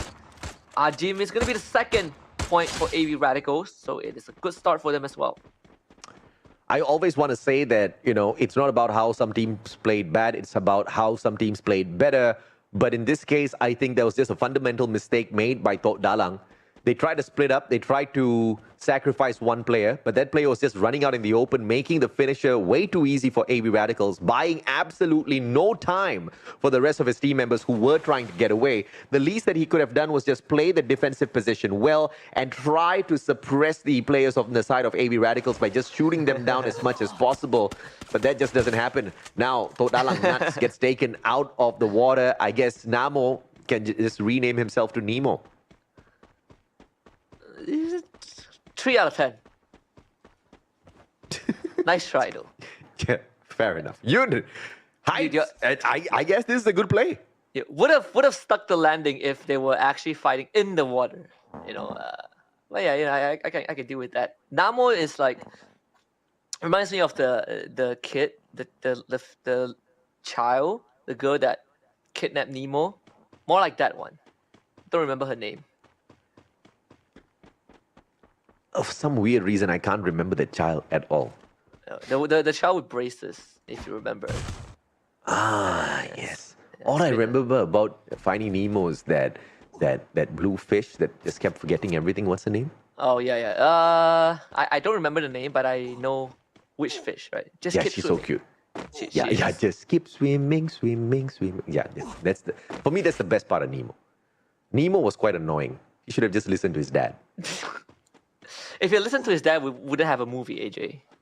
Yeah, we should. A lot of the movies that exist in this world right now was because the script demands that the main character makes a poor decision that gives us an extended hour of film to watch. If Dory? people... Is that her name, Dory? Yeah, I think so. I think it's Dory. Yeah. Yeah, Dory should have had her own show. Nemo should have just stayed in that sea. He shouldn't have swum out. Just like how Sem9 shouldn't be running out in the open against AV Radicals, man. Raja gets tagged up. Good glue wall pulled out. Namo, speaking of Nemo, continues to tag him up. Raja has a little bit of a backup, and I think this is a really smart play by Sem9 to make sure that they don't get taken down as they are spread all out on the battlefield. At least they have a little bit of a backup to pick each other up. This is not the fight that I want to see. JPTNC going up against Ilustrados. I want to see exactly what's happening to Sem9 and AV Radicals. That's a bigger fight for me. Production. JPTNC circles around. It's going to be Shanks with the Mac 10. Mac 10 in the hands of Shanks, and it is going to be the glue wall melters response from JPTNC. And this battle is just so scrappy from both sides. And on that lower third, Sem9 winning out the fight. So this is good news for Sem9, bad news for AV Radical. Good news for Expand as well. On the main screen, the Shanks finding the members of JPTNC and AV Radicals obliterated, exterminated by Sem9. I don't care that AV Radicals got taken out. I'm just so upset I did not see that fight. I mean, we have postmortem later on. We can bring that up. Yeah, they're gonna hear from me for sure. Poppets, why would you do that? I mean, never mind. Hey, JPTNC, Virasta. Yes, you have to understand that okay, Asta is probably he's probably out of this. But you gotta understand that our productions are big fans of Sem9, so they know that Sem9 would win without looking at Sem9's fight. That is me trying to justify for them. Yeah, but you're doing a bad job at it, okay? It's not justify it at all. Double grenade supplies from TFC. They were trying to take down the one and only Freedom MY, and TFC. This is one of those teams that have done so well yesterday, picking up phenomenal points for themselves to get into the top 12, and they've just been helping themselves by picking up these moderate rounds where they can keep up with the rest. Freedom MY gets expanded fantastically well by TFC. 5 eliminations, and TFC will surely be making it through the grand finals. And this is going to be tough for Freedom MY. It depends on how far Yudo Access goes in this round. And then Freedom MY will have to outclass them in the next round as well. So again, we started this round saying that they both are on the have the same points, and team Yudo Access was winning out the tiebreaker because I think they have more eliminations. But now with Freedom MY out so early on, Yudo Access gets to breathe a sigh of relief. Now they can afford to, focus on getting those points and not be too worried about having Freedom MY on that tail. Sem9 continues to pop off, and next one in the list is going to be TFC. High ground advantage for the players on the side of Sem9. What? 4 kill points picked up so far. Pick 3, double shots, jump 9, taken out fantastically well. And Sem9 is just going to be super happy with that quick pick off of TFC before they do jump their way out of there. The only one sacrificed was jump 9. Honestly, Sem9 has been winning most of these fights, especially against AB Radicals, right? Same like yesterday, but this one was very clean. And even though we didn't get to see much of it, we were able to see a glimpse of the setup where both teams have a flank trying to go for the wraparound, but Sem9 was able to hold off AB Radicals so much better and get themselves those initial kills. U2 Axis up against TFC. This is going to be crunch time for U2 Axis if they want to have a chance to stay in the lead.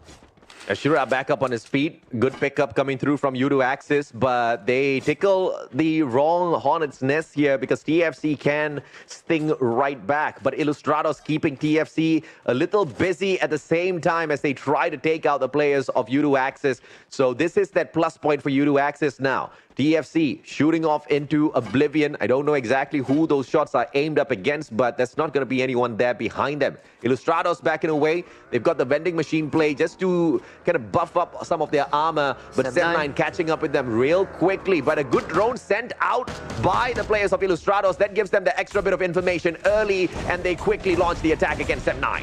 And they hear a lot of the noise that Sem9 made with the vehicle. And TFC from behind takes down Mikasa. That is very, very crucial for TFC.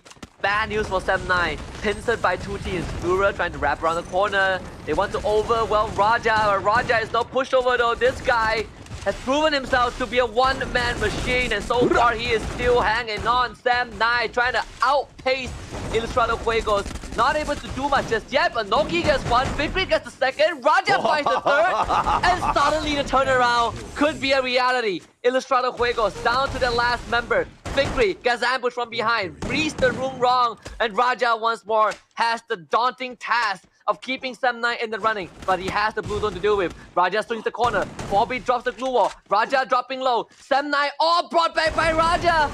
He brought all of them back, and even if Forbes takes him down, Sem9 lives on. Oh, can he buy him there? Yes, he does. McRory bought back Forbes with the last-ditch effort to make sure the team survives. And this was just a fantastic fight by both of these teams. Both teams do go ahead to survive in towards the next circle. Valiant effort from both Ilustrados as well as Sem9. I want to see that engagement in the final circle a little bit later on as well. Tok Dalang, they need to survive this. TFC personally looking to end Tok Dalang right here, right now. Moving outside of the circle. Luffy tanking the zone. One good grenade should be able to finish this off. He takes Tachi out of the equation first. That cluster is going to go wide, and Artem has got the grenade launcher, but cluster goes wide yet again. A double cluster shot is just not going to do it just yet for the side of TFC. And Luffy and Kizo, they decide that it's high time. They back away towards the circle.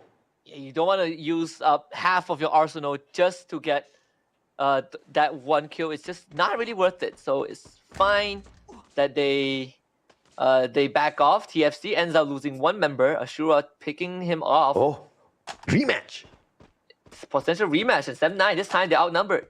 And they also have to be careful because U2 Axis and Toda can't hear this happening. They have control of the circle, at least for Toda.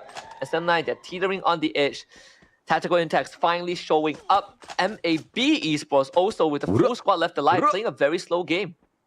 I want to see, come on, action. Just, yes, thank you. Mikasa, down on the ground. It's going to be a 1v3. Can he pick him up in the meantime? No key. This is the no play right there. Inside of the time turner, Forbes finishes them off, and Sem9 taken out in the 6th spot. Ilustrados to Wiggles. What a run. What an engagement against one of the more threatening teams within this lobby. Sem9 finished off, and this is what we expect out of the Filipinos. Again, two teams with big brain plays, right? Using the vending machine out in the wild to keep the team alive for a bit longer, but Sem9 just lost a bit too many members. Todak now full squad intercepting. U2 Axis, the nades all flying through, but the glue walls, well, the time turner blocking most of it. And U2 Axis with those ice grenades, chip damage onto Affix. They are slowly trying to push this compound, and Neptune lands a great one. Nice After he one. goes down, means the Overwatch has been taken out. Double kill. Fantastic play by Neptune, and well-placed grenades will give them that advantage in this fight. It's going to be a 4v3. AMC goes down. ITX. Shield goes down. It's ITX out of nowhere. MAB joins the fray as well. Toda just biting the dust, and just all of a sudden, things go south for Team Toda. Yudu Axis, they have to survive this. Tactical Index, desperately, they want all of those points because they are at risk of getting relegated as well if teams like TFC and Yudu Axis do catch up with them. And Yudu Axis still alive and kicking, so Tactical Index cannot take this fight easily. And Neptune, his hands are tied, gets Orin down, still standing. There goes hiding behind the glue wall, desperately trying to heal back up. But Yudu Axis still has the full squad alive. The blue zone not in their favor. Neptune actually goes out to his own ice grenade, taking Dekos with him. They should be able to bring him back up. Yudu Axis with 7 massive points this round. In one of the most important rounds for them as well. Phoenix, 3 HP, doesn't survive. Yudu Axis is 9 points behind Tactical Index right here, right now. And if they're able to finish them off, climbing up the leaderboard is going to be for sure, and making it into the grand finals just a little bit more sure for the team. And they are leading this lobby with the kills as well. MAB from right in front of them. Ilustrados Uego still alive and kicking, and McRory is going to be playing that charge buster as well as the timing. Going to allow MAB to do the dirty against Yudu Axis and then chip on in a little bit later on. But he has to be cautious of that circle that's coming in hunting for him right now. MAB is a team that has no chance of making it in, so it's just about spoilers, but Ashura was able to find the last man of Ilustrados Juegos. Now we get a 4 versus 4. MAB looking to do damage to Yudu Axis. The clusters from Neptune once more. The time turner just a bit too late, and the push commences from YAE. Moving forward into the vicinity of MAB behind the tree lines. Ashura first to go down, they trade men back. They were able to blink frame down low though, but MAB starting to lose members. The members of YE all low thanks to the clusters. 1v1. MAB have the health to work with. Sham looking for the final member of Yudu Axis, but he cannot find him. Members are brought back up. Sham still having the health advantage. It's going to be a 2 versus 1. MAB cluster grenades thrown right out. YAE still survives. Still survives, and Sham now circling around. Ashura and Neptune very smartly tops their health right back up. Brings Flame back on the speed as well. 1v3, that's a no-go for MAB. Well played round by Yudu Axis, and they survive and they climb up the leaderboard for sure. And Tactical Index taken out a little prematurely earlier on means that Yudu Axis puts themselves in a fantastic position to make their way through to the grand finals. But it's not over just yet. We still have one random map to play. Yudu Axis have found themselves a lifeline to avoid elimination and to put a separate team in the hot seat. TFC Esports and Tactical Index are going to take Yudu's Axis spot to take on Freedom FY and potentially face elimination. So this is what Yudu Axis needed, and they've gotten it. And a sigh of relief if you are the Yudu Axis player. You can see that Booyah meant so much to them. It was a... I mean, I've just got one question for these teams, right? These teams that are really putting on the hustle. Teams like MAB Esports, team like Yudu Axis. Like, this is clear proof that you can do it. This is clear proof that you can get to the final circle. This is clear proof that you can take the fights against some big teams and really walk away the winner. But the question is, where was this hustle from the very start of the league? Do you really need to wait for that last minute? Do you really want to play this like typical Malaysians? I hope that's not the case, because no team has... It's seeming to be the case. I mean, no teams have won playing like this. To be fair to Yudu Axis, you know, all the other teams competing are basically in a league of their own, right? It has been pretty tough for Yudu Axis to face off against the teams like, you know, Sem9, teams like Expand. It is a very tough uphill climb, but you know, they can breathe easy knowing that they have been in the red zone for the longest of time, and in the final moments they were able to break out of it, and not just break out of it, but give themselves a cushion to fall back to avoid elimination. And I think this climb up the leaderboard is going to put Udo Axis in a really good position overall to make their way into the grand finals, because it was a solid number of points picked up. I believe at a minimum of 20 points from this match. And, you know, compare it to how they have been struggling all this while, I think that's going to do them just fine. Freedom MY, TFC Esports, Tactical Intex, they haven't really shown us that they are capable of getting into the final circle and also picking up that booyah. And then, as a matter of fact, this is the very first booyah for Udo Axis. When push came to shove, when they were almost relegated, they show us that they can pick up a booyah. And I think that's just a little unacceptable, because this is a combination of two big brands. This is a combination of two big brands, and you've got so many big names in there. And it just shows a lack of effort from the very start from players who are more than capable of getting the deed done. I mean, when their backs are against the wall, they pull off, I would say, almost a miracle. So this is great for Udo Axis. But if you are an AV Radicals fans, well, they have one more round to try and catch up to Expand, because that round didn't work out for them. So the big gap is still there between AV Radicals and Expand, and they need a monstrous round, just like what Expand did, to even have a chance to reclaim first spot.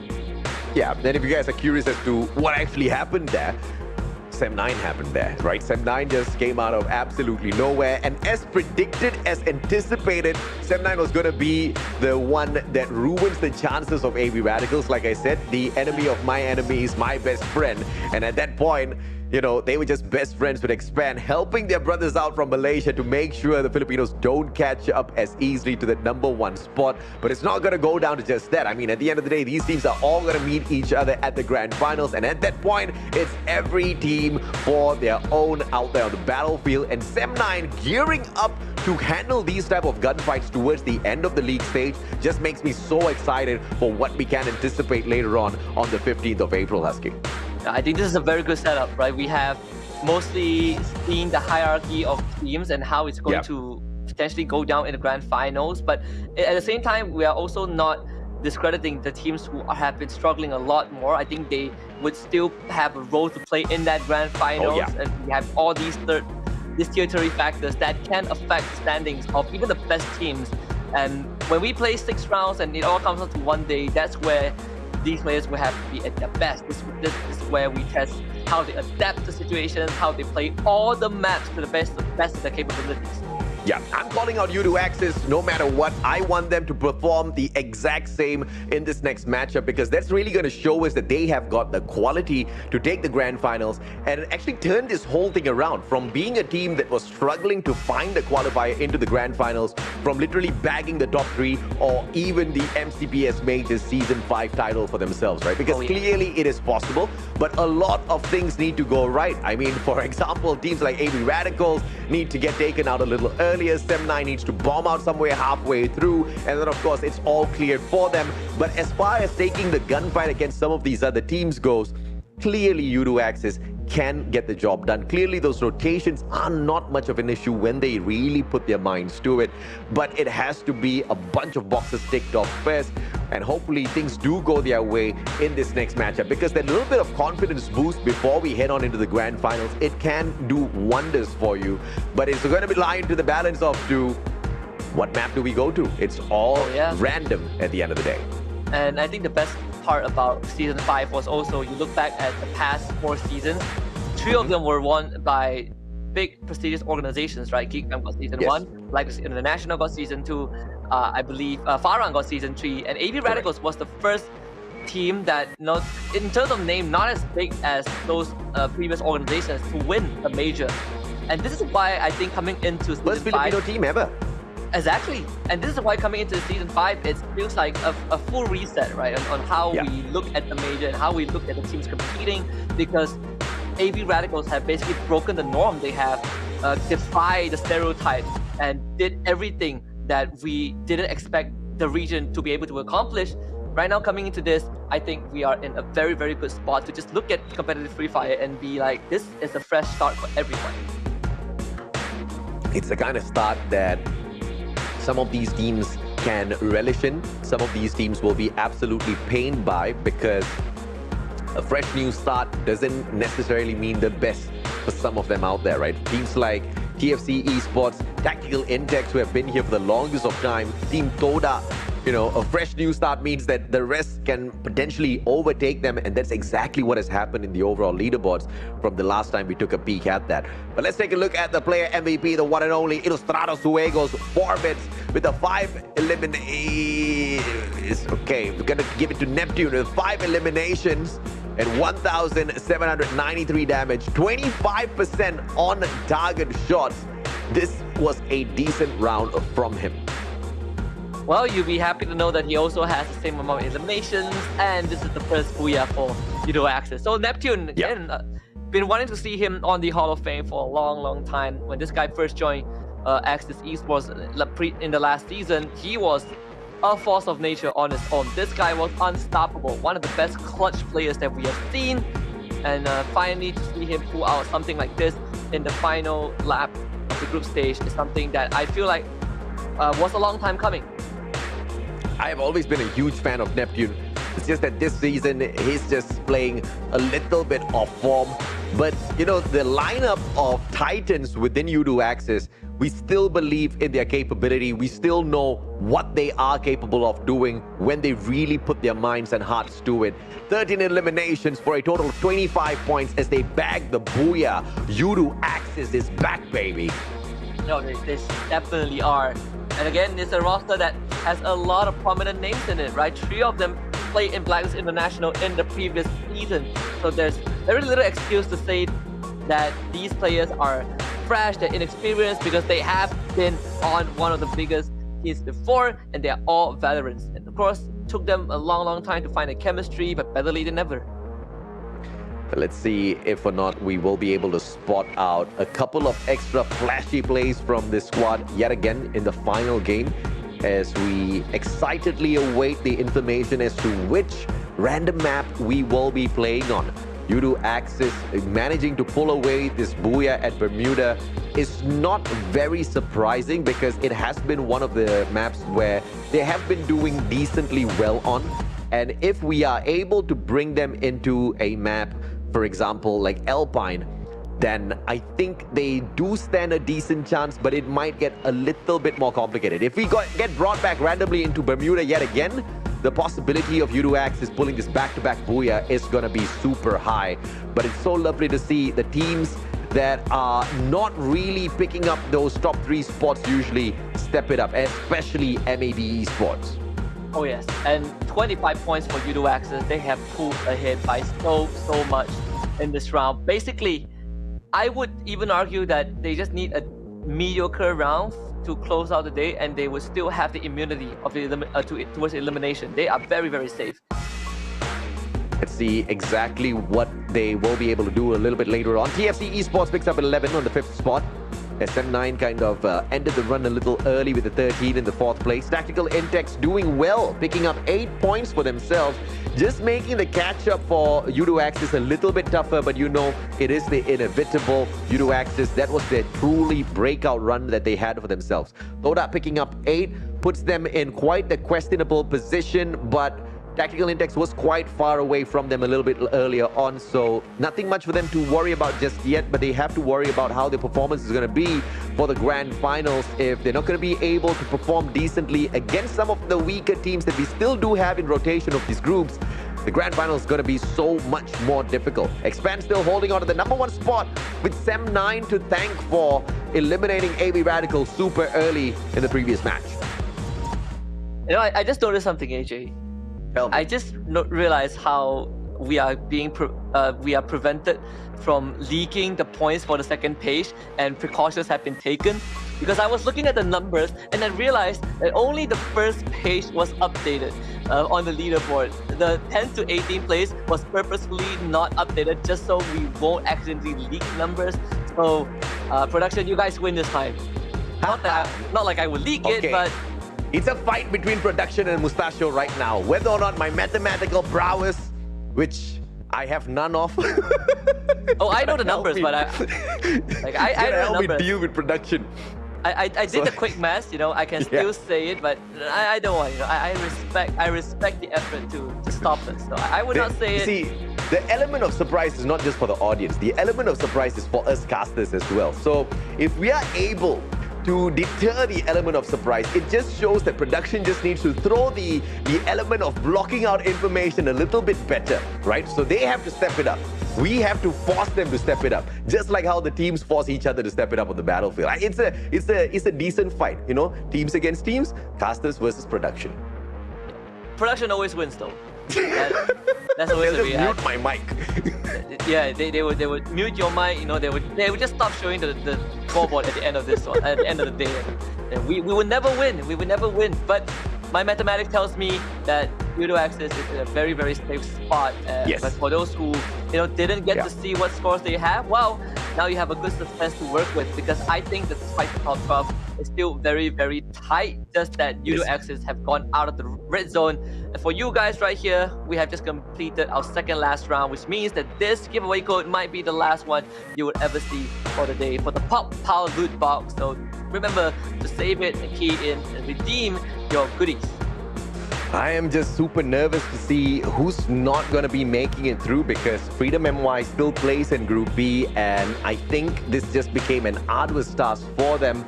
And MAB Esports, no matter how well they do in the final round, they did decently in the previous one. I think it's just a little bit too much out of their hands. The hustle is coming in a little bit last minute, and the exact same thoughts that I had for Yudo Axis, I have for MAB Esports as well. A very capable team. They could have done better. They clearly showed that they can get into that final circle. And, yes, a couple of things needs to go right, but they are a team that made the better decisions this time around in the previous matchup. I hope to see the exact same for them in this final game of the group stage, because if they can't get it, they might as well just ruin someone else's chance from getting it. Honestly, if MAB can wipe the whole lobby, then they will make it to top 12. It's a tall task. It was an impossible task at this point. Yes, whole lobby. Oh yeah, whole lobby. I think they need like 40 points or something.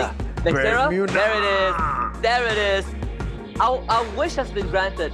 One day later, but we get Nextera anyways. I wanted Bermuda for Yudo Axis just to see if they can bring in a little bit of consistency here. But Nextera is going to be a little bit of an exciting map for AV Radicals to play, because in comparison for all of the other teams in performance at Nextera, apart from Farang, AV Radicals are the leaders of the points picking as it comes to Nextera. So I think this is going to be a possibility. But guess who else performs well here? The one and only Sem9. So yet another exciting fight between the two Titans first. And these two teams, again, we saw them on Nextera yesterday, and they were both in top 3. I believe that Sem9 placed 2nd, and AV Radicals placed 3rd. First place was taken. A quick reaction, if I remember correctly. But either way, this is a map where we not only test the top teams, but now we get to see if Yudo Axis can really handle a map that they are not as comfortable on, right? And this also gives way some chances to teams who are competing for that top 12, because we are basically throwing a big curveball. And most of the teams that want to compete for top 12 are playing on this last round. Yudo Axis is not terrible on Nextera, but at the same time, they're not the best team, of course. They do perform better against teams like Freedom MY. They perform better in comparison to even Geek Slate on Nextera. So I think Yudo Axis is in the clear already. I think that breakout round was more than enough for them in order to secure the top 12. It's just for a team like Freedom MY, where things seem to be a little impossible right now. They now need a breakout round for themselves. If Freedom MY can secure a breakout round, things are going to get very exciting for the final game. Yeah, and Freedom MY, they not only need a breakout round, but they also need to have Yudo Axis not have a round at all and overtake Yudo Axis. And remember, Yudo Axis scored a big 25 points in the previous round. We're asking for a lot from these teams, but if Yudo Axis can do it, I think Freedom MY has a good chance of doing it as well. TFC's tournament lives also hang in the balance, because today has just not been their day. Yudo Axis actually kind of jumped up multiple spots. So Freedom MY just needs to deal with TFC Esports, who has been quite decent in this week. So that's going to be pretty much a challenge. But but to catch up for about 14 points against TFC. So basically, they need to get 14 more than TFC in order to qualify for the grand finals. So I think for me, that's just going to be my main storyline for this final matchup. I'm looking forward to Freedom MY and TFC really fighting it out, potentially even getting into that final circle, because that's what's going to really throw me off of my predictions here. Because if it's a very premature fight, either for Freedom MY or TFC, then I pretty much know who's going to be making it into the grand finals and who's not. But if these two teams do get into that final circle, then yeah, Mustache is going to be a tad bit confused later. And so I hope for that to happen. So you can't spoil the results. That is the best measure. Okay, let's hope and pray that happens for them, all right? Axis, U2 Axis flying out straight towards Rushdown, and it looks like they're not going to be... No, they are going to be accompanied because Tok Dalang want the exact same spot. Tok Dalang wants to chase them down, hunt them down, and see if or not they can sneak away a couple of points. Let's see how U2 Axis deals with Tok Dalang, who are also desperately trying to look for the top 12 spots. Tok Dalang is a little bit worse off in comparison to MY, and with the first shot against U2 Axis, I think this is Tok Dalang off to a fantastic start. Yeah, U2 Axis also returning a bit of fire, but not doing as much. If you look at this, how differential Water Seeker to slow down Yun. If that didn't connect, Yun would have been able to go for that swing and possibly get a second knockdown. So U2 Axis having good support, but this is going to be a pincer. Miro somehow make it into the building. But Axis Esports, well, U2 Axis, sorry, has already lost 2 members. And it doesn't seem like they are able to run out of this. U2 Axis forced to fight. Jang. TFC Esports getting taken down as well at the same time in the hands of MAB. MAB really looking to ruin the chances of TFC. Look, exactly what I was looking for might just happen here, because if Tok Dalang actually takes down U2 Axis, then all of what U2 Axis played for earlier will be undone. Because Freedom MY as well as Tok Dalang stands a strong chance. And bye-bye U2 Axis, says Tok Dalang. I'm loving this. MAB, they're trying to take out TFC. TFC shuts them right back down with one final player to go. It's a 1v3. TFC, if they continue to chase them and get that kill as well, they'll continue to stay safe. All 3 teams are at risk of relegation. All 3 teams doing fantastically well in this final match. Yeah, ITX, also one of the few teams that is on the list, and they are dropping JPTNC, not giving them any space. But thankfully for ITX, they still live on. I believe Orin was able to find a buy point to bring his teammates back. Freedom MY, on the other hand, getting gunned down by PXG. All of these teams are fighting so early on, and it's on the bottom part of the leaderboard. This is the kind of spice I like. I mean, I'm Indian. I like my spicy food, but I love my spicy games a little bit more. Doesn't give me tummy aches sometimes. Yeah. I have a complaint, AJ. I went to banana leaf rice. Yes. They didn't have the one thing I asked for. What is it? I asked for pasabom. No. You asked for what? Is it goat's milk pasabom? Is that how they call it? Pasabom. No idea. Unless I'm pronouncing it wrongly, but I know it's like goat's milk. But I know pasembur, but pasembur is like roja, but you know, no fruits in it. You're not talking about pasembur, right? No. I was talking about beverage. Oh, pasumpal, bro. Pasumpal is not goat's milk. Pasumpal is cow's milk. Oh, fresh cow's milk. Okay, yes. Okay. So I pronounced it wrongly. You went to the wrong banana leaf restaurant. So That's the problem. that explains why they say they don't have it, because I wasn't even saying the right thing. That's the problem. The next time you want to look for a banana leaf restaurant, you got to get yourself towards Brickfields. You got to look, sorry, not Brickfields. I forgot where this place is, but it's called Vishal's. One of the best banana leaf restaurants, bro. Okay, the next time, I'll take you there. Sure. I went to the Brickfields one. I went to Bangsa one. Those are the 2 that I always go to. It's near, where is that place again? I forgot the location. It's not Brickfields. You know YMCA? No. You don't know? How can you not know YMCA, bro? I know the song, but not the building. No, I don't. Google it. It's somewhere around there. Vishal's near YMCA. That's the place you want to go to. Okay? AB Radicals, they want to have some banana leaf rise for themselves as well. But they got to win first or else their manager's not going to allow them to fly over Malaysia. Freedom MY, they're trying to get into the top 12, but AB Radicals are personally putting an end to their run. Raja finds JPTNC. That is the lesser risky gameplay because both those teams are going to be making it into the top 12. Let's see exactly how AB Radicals catches up because earlier on, Sem9 just absolutely ruined their chance of catching up to the #1 spot, but they still have a chance. They need 28 points to get to first place, and get a bigger share of that prize pool. So they already have 3. If AB Radicals can keep this up, there's a good chance that we see that comeback by the end of this group stage. Tok Dalang against Todak. Again, another important one for Tok Dalang. If they can get this breakout round, and we might see them actually make it, right? Tactical Intax, they are very confident that Tok Dalang will not make it, and TD, they are here to prove them wrong. I'm loving what Tok Dalang's doing out there. At the same time, I've got the exact same frustration that I had for you to access. Where was this sort of a level of gameplay earlier on in the group stage? I mean, this is just so typical Malaysian, man. Just when push comes to shove, when you know it's now or never, do or die, then all of a sudden you're so great out there on the battlefield. And I wanted these teams to just really step it up from the early get-go so that, some of these bigger teams, they can have a little bit of a challenge to deal with, right? And Tok Dalang was just one of those promising teams that I expected more from the very start of the group stages that we just had so many hits and misses with. But I'm very happy to see Freedom MY flying left, right, center, avoiding the shutdown, still playing for survival.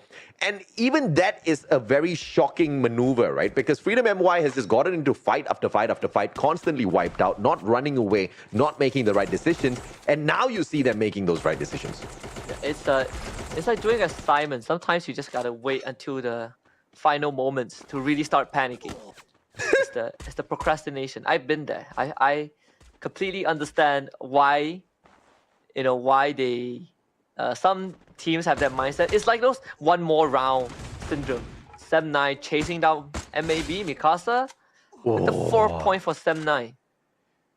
It looks like MAB is not going to be popping up anytime soon. The revival platform has been abused already, so we don't know who used that. It looks like it was MAB, and Tok Dalang out of nowhere. Headshot from close range, and Yun gets that beautiful one, and will be able to take down Mans out of the equation as well. Sham slowly approaching him. That MSMC can do a lot of damage. Yun has got the double barrel on the other hand. The shotgun can deal with that gun. Cluster out of nowhere. Ilustrados trying to take on their brothers from the Philippines. It's their one and only AB Radicals going up against them. It is the gunfights that will sort this out at the end. Barba closing down the distance against Rusty. As he turns the corner, he won't be able to find him, but the barricade of glue wall saves him just for the time being. What? Kaito down on the ground, Fura out of nowhere, and AB Radicals on the defense. And Fura, he's got an early time turner just so he could jump in and out. Barba though doing a lot of work. 1 versus 2. Namo goes down. Barba still very, very healthy, cleaning up the rest of Ilustrados Juegos. Oi. But there might be a chance. McRory, Oi. can you overcome Barba? We've seen this before. Barba trying to get his teammates back out. Raymond coming to support him. McRory out in the open. Barba still alive. McRory gets the finisher. But Barba and Ray Miao keeps AV Radicals in the game. McRory almost got it done, but it looks like their brothers from the Philippines themselves nerfed AV Radicals a tad bit, and it looks like it is up to Sem9 to finish them off. JPDMC out of the equation. That revival platform still being held onto by a player. Not so sure exactly who that is. Sem9 Fikri circling on in, looking for Freedom MY. Will be able to find the player. Can he snipe him out of the vehicle? Takes the first shot, second shot as well. Vehicle on fire now. Freedom MY out of the equation as Mikasa takes that beautiful shot. Down to 6 teams. AV Radicals still in the game. The chance to get to first place is now more and more possible for AV Radicals. It really comes down to whether they can get the booyah or not, because they have already gotten a pretty big amount of kills. Sem9 24 players left. It's only 9 minutes in. We have 24 players left.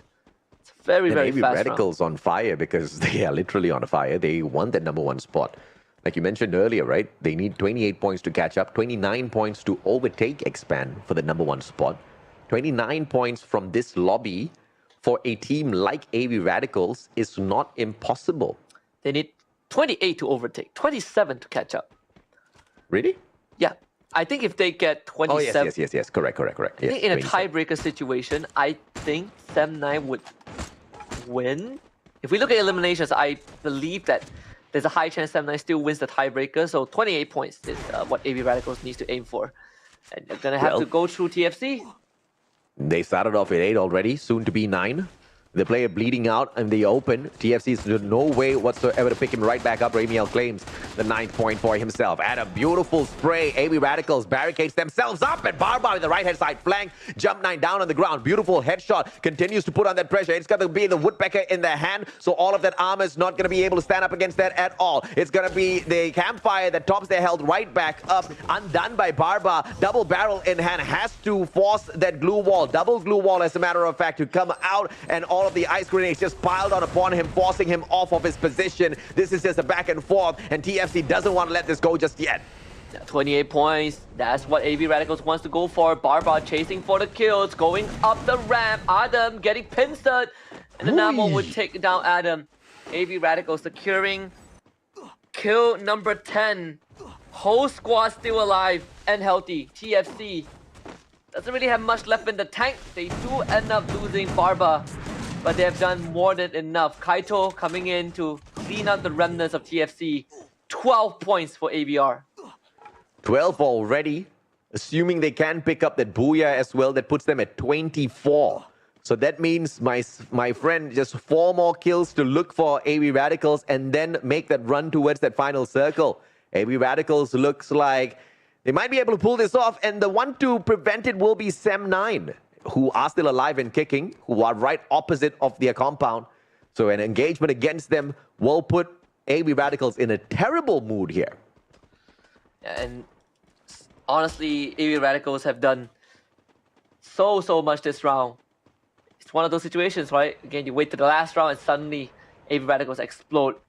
The next team to receive their wrath is most likely going to be Todak, and I don't think Todak are in a position to fight. They are preoccupied by tactical intakes. Todak. Namo brings Barba back. Zapnu says bye-bye to tactical intakes, unless they can buy him right back in. Decos all alone, no vending machine around him. Sem9 slowly circling around. Ramiel has got his eyes on him. Todak will deal with the rest of AB Radicals. Can they nerf them? Can they stop AB Radicals in their path? Namo backs away. Doesn't want to mess with Todak just yet, but that backstab is just going to tease him a little bit. And Amesy manages to flank around from that left to put him down instantaneously. The rest of AB Radicals, they scramble, they back away. They want to look for the circle instead, but Todak wants more.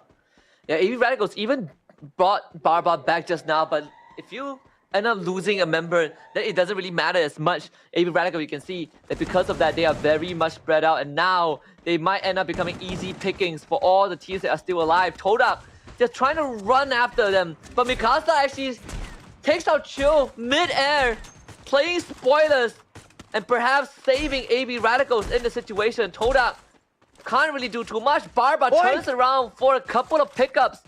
And Sem9, would you also go for AB Radicals? Barba has already gotten 1. AB Radicals still going strong with 14 kills so far, and all thanks to Sem9. Todak cannot finish the job. Steal it. I mean, Sem9's doing the work, and AB Radicals just stealing away the kill points. Victory finally claims it for Sem9. But enough damage has been done.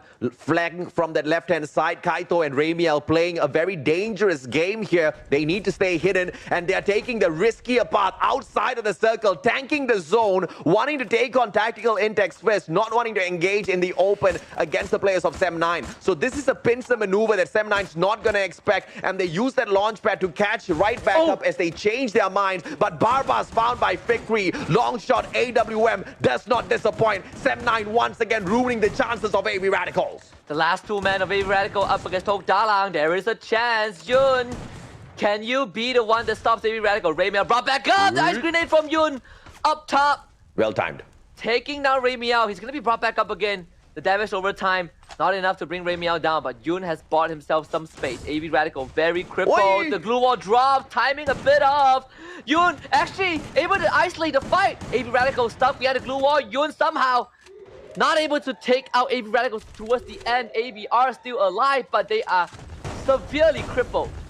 That has bought them a lot of time. Sem9 now trying to finish off tactical index, and it's going to be Sem9 going up against AB Radicals with Noki knocking Ramiel down onto the ground. They cannot respond as quickly just yet. Fikri, AWM takes that one down through the glue wall. Will be able to claim that kill as well. Tactical index out, and it's now Sem9 to claim the Booyah, and they do exactly that. Sem9 starts the day and ends the day, showing us they are ready for the grand finals.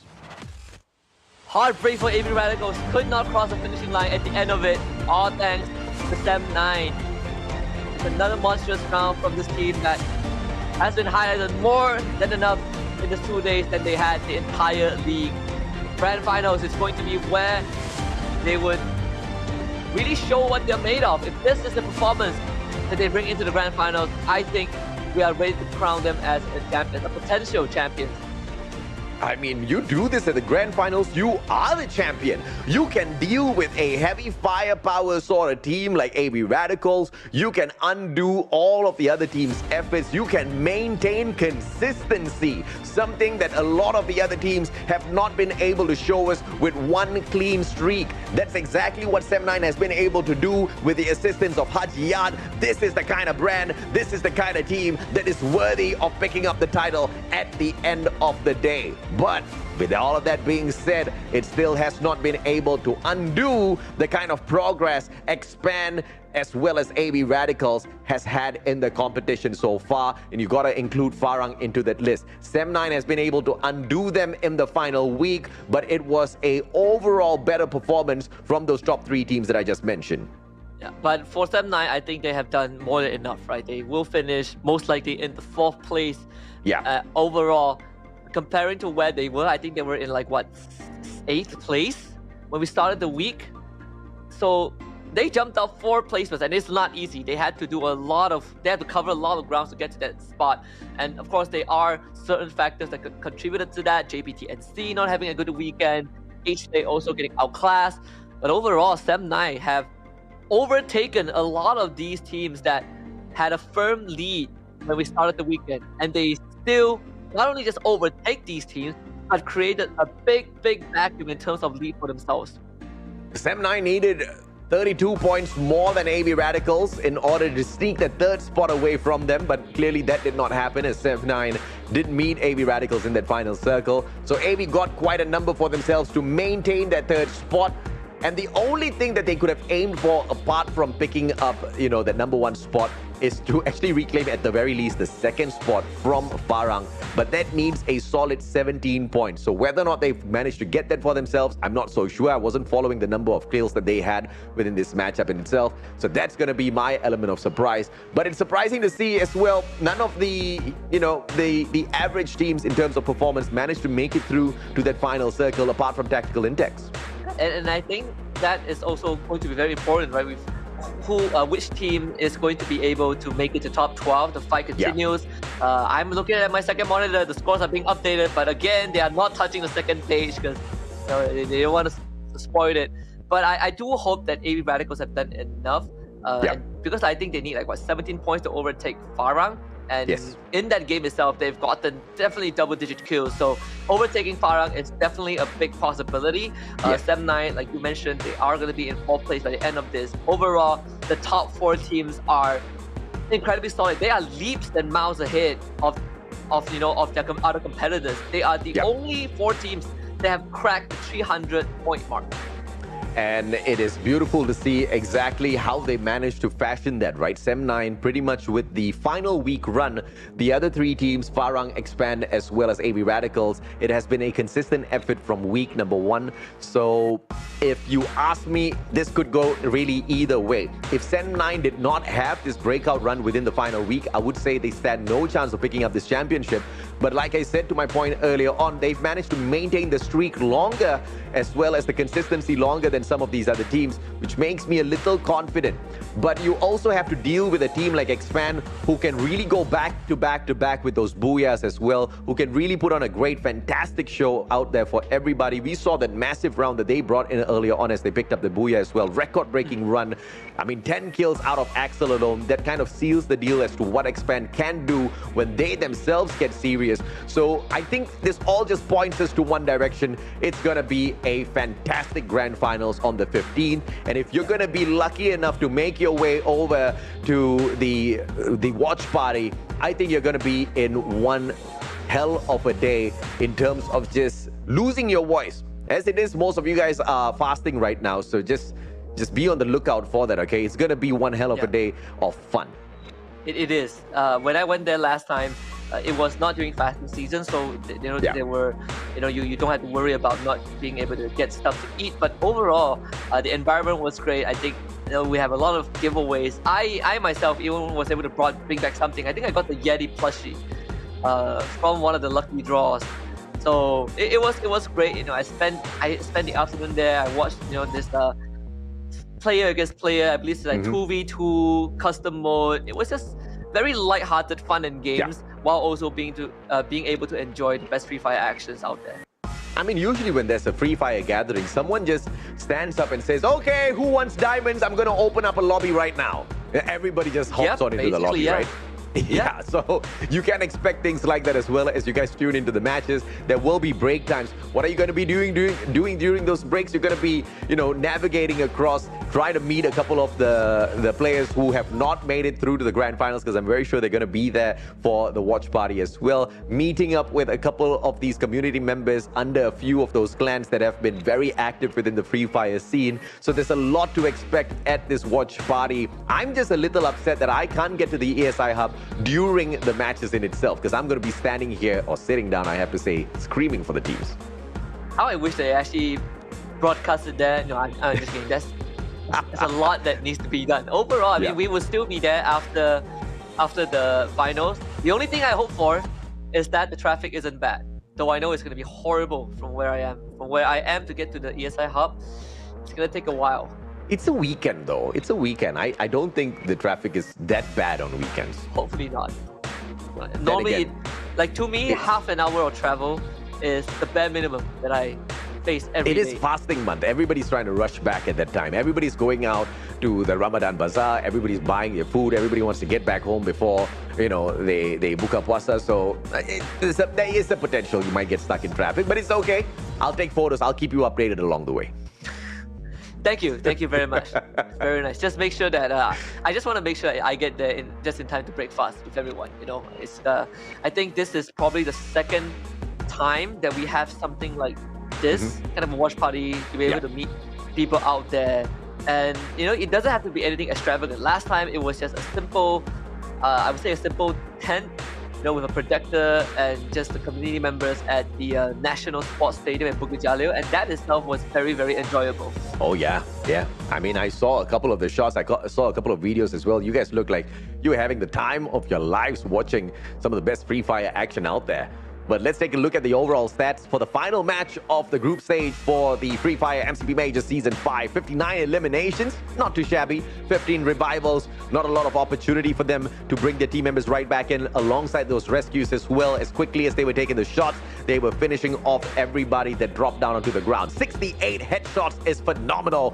From the 74 knockdowns that they got, those 68 headshots would have done a lot of damage. Blue walls, nothing impressive, but Fikri getting the highest eliminations of 8 makes Sem9 smile year to year. Yeah, Fikri doing it again. This is just another day in the office for the Sem9 members. And I believe after the last round, when we look at the winner cam, there's only one player sitting there, right? Everyone else went elsewhere, I guess, to celebrate that they qualify and they finished strong in the group stage. For today, there's actually nothing too extravagant. We get very, very basic games. So it makes me wonder, what were the conditions that gave us crazy stats like yesterday? 99 blue walls destroyed. I still do not know how that was possible and how to replicate it. But yeah, MVP player, Fikri from Sem9, 39% on target accuracy with 8 eliminations. This guy, one of the few veterans that we have, and he is showing why that's the case. Lots of improvements from Fikri for sure, alongside the rest of his team members on Sem9. They know the importance of jumping back up as one of the titans of Free Fire in Malaysia after the abysmal performance in Season 4, and they have more than redeemed themselves in Season 5. And now they are not just looking to impress, they are looking to lift up the trophy for the season. They are looking to be a champions for the MCPS Majors Season 5. 14 eliminations in this match for a total of 26 as they bag the Booyah through 6,810 damage, 18 assists. This just makes Sem9 more than ready for the Grand Finals. If Sem9 wins the Grand Finals, they would basically have turned the entire franchise around for their dynasty in just one season. And that is crazy. No team has been able to turn the narrative around in one season from almost dead last to first place. So that's something that I think a lot of Sem9 fans will be excited to see in the world of Free Fire, how this redemption arc is going to end. I think we have a very, very good fairy tale going on already. So regardless of the ending, I think Sem9 should be very proud of what they've accomplished this time. That I have to agree with you, right? In terms of what Sem9 has been able to do in Season 5, in comparison to Season 4, it has been a miraculous run. Extremely disappointing in Season 4, but we have to chalk that off towards them establishing that chemistry with the new brand, them just establishing the chemistry within each other as well as they try to adjust to various situations. AB Radicals nailing 24 points. They needed to pick up a total of 17 more than Farang, and I guess this is a job well done for AB Radicals. They will take back that second spot from Farang. Farang drops into the third spot. With Booyah picked up by Sem9 and the 26, they still do not catch up. They do not replace anyone in the third spot, so they'll remain in that fourth place. Tot Dalang with the phenomenal performance. Look, Tot Dalang needed 18 points to make it into the top 12, but they only get 15, so oh man. See, last minute runs, Tot Dalang, it just doesn't serve you well. I actually don't remember the numbers, and I'm glad I don't, because I get to keep the suspense up on who makes it to top 12. But yeah, I guess we probably won't see too much of a change down there. Again, attention on TFC, esports, that is going to be very, very important. Freedom MY as well. That itself, they also are fighting for the top 12. Honestly, I feel like it's between these two teams. I think Tactical Intex are in a decent spot. Yudo have done more than enough. It has to be between TFC as well as Tactical Intex. Freedom MY picking up 7 points. They were one of the teams that were in a little bit of hot soup a little bit earlier on, so I'm quite curious to see exactly who gets it between the two teams. These are the teams that will be making it through to the Grand Finals. Obviously, your top 4, Expand, AB Radicals, Farang, as well as Sem9. But who's there from the 5th to the 8th spot? We have to wait for production to show us. Yeah, production really loves the teasers, right? But, you know, just judging by the arrangement, AB Radicals in second place, you know, Farang got third. That's kind of what we expected off of that last round result, so nothing too surprising. But yeah, these top 4 teams, the only 4 teams to crack the 300-point mark, Expand 40 points away from 400. And remember, this is just a 3-week group stage, and they've been able to garner 360 points off of 24 total rounds. That is a big accomplishment for a team like Expand. And you know, the teams that are joining Expand in the Grand Finals in the top 4 are no slouches at all. No slouches indeed. We want to see exactly where NC has managed to wrap things up. We know Ilustrados Juegos were on fire as well throughout the whole day. This is going to be quite the suspense, because when you look at the next set of teams, you know, you're looking at teams like Toda, you're looking at teams like Yudu Axis, who are making that last-ditch effort up as well. So it'll be interesting to see if or not Toda or Yudu Axis has managed to break the barrier. And as we look at the teams between 5th to 8th, it's gonna be Ilustrados Juegos, followed by JPT, NC, Geek Slate, as well as Quick Reactions that wraps up the top 8. And now, down to the bottom, Husky. This is where push comes to shove, where we find out who made it and who unfortunately did not.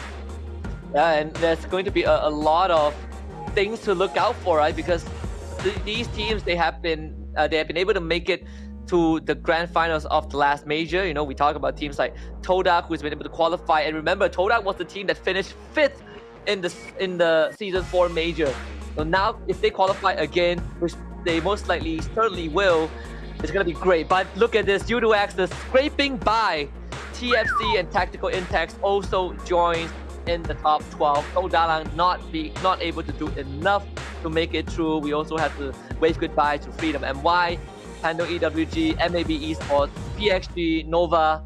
They all will have their journey ended here. Tok Dalang is not able to get enough, honestly.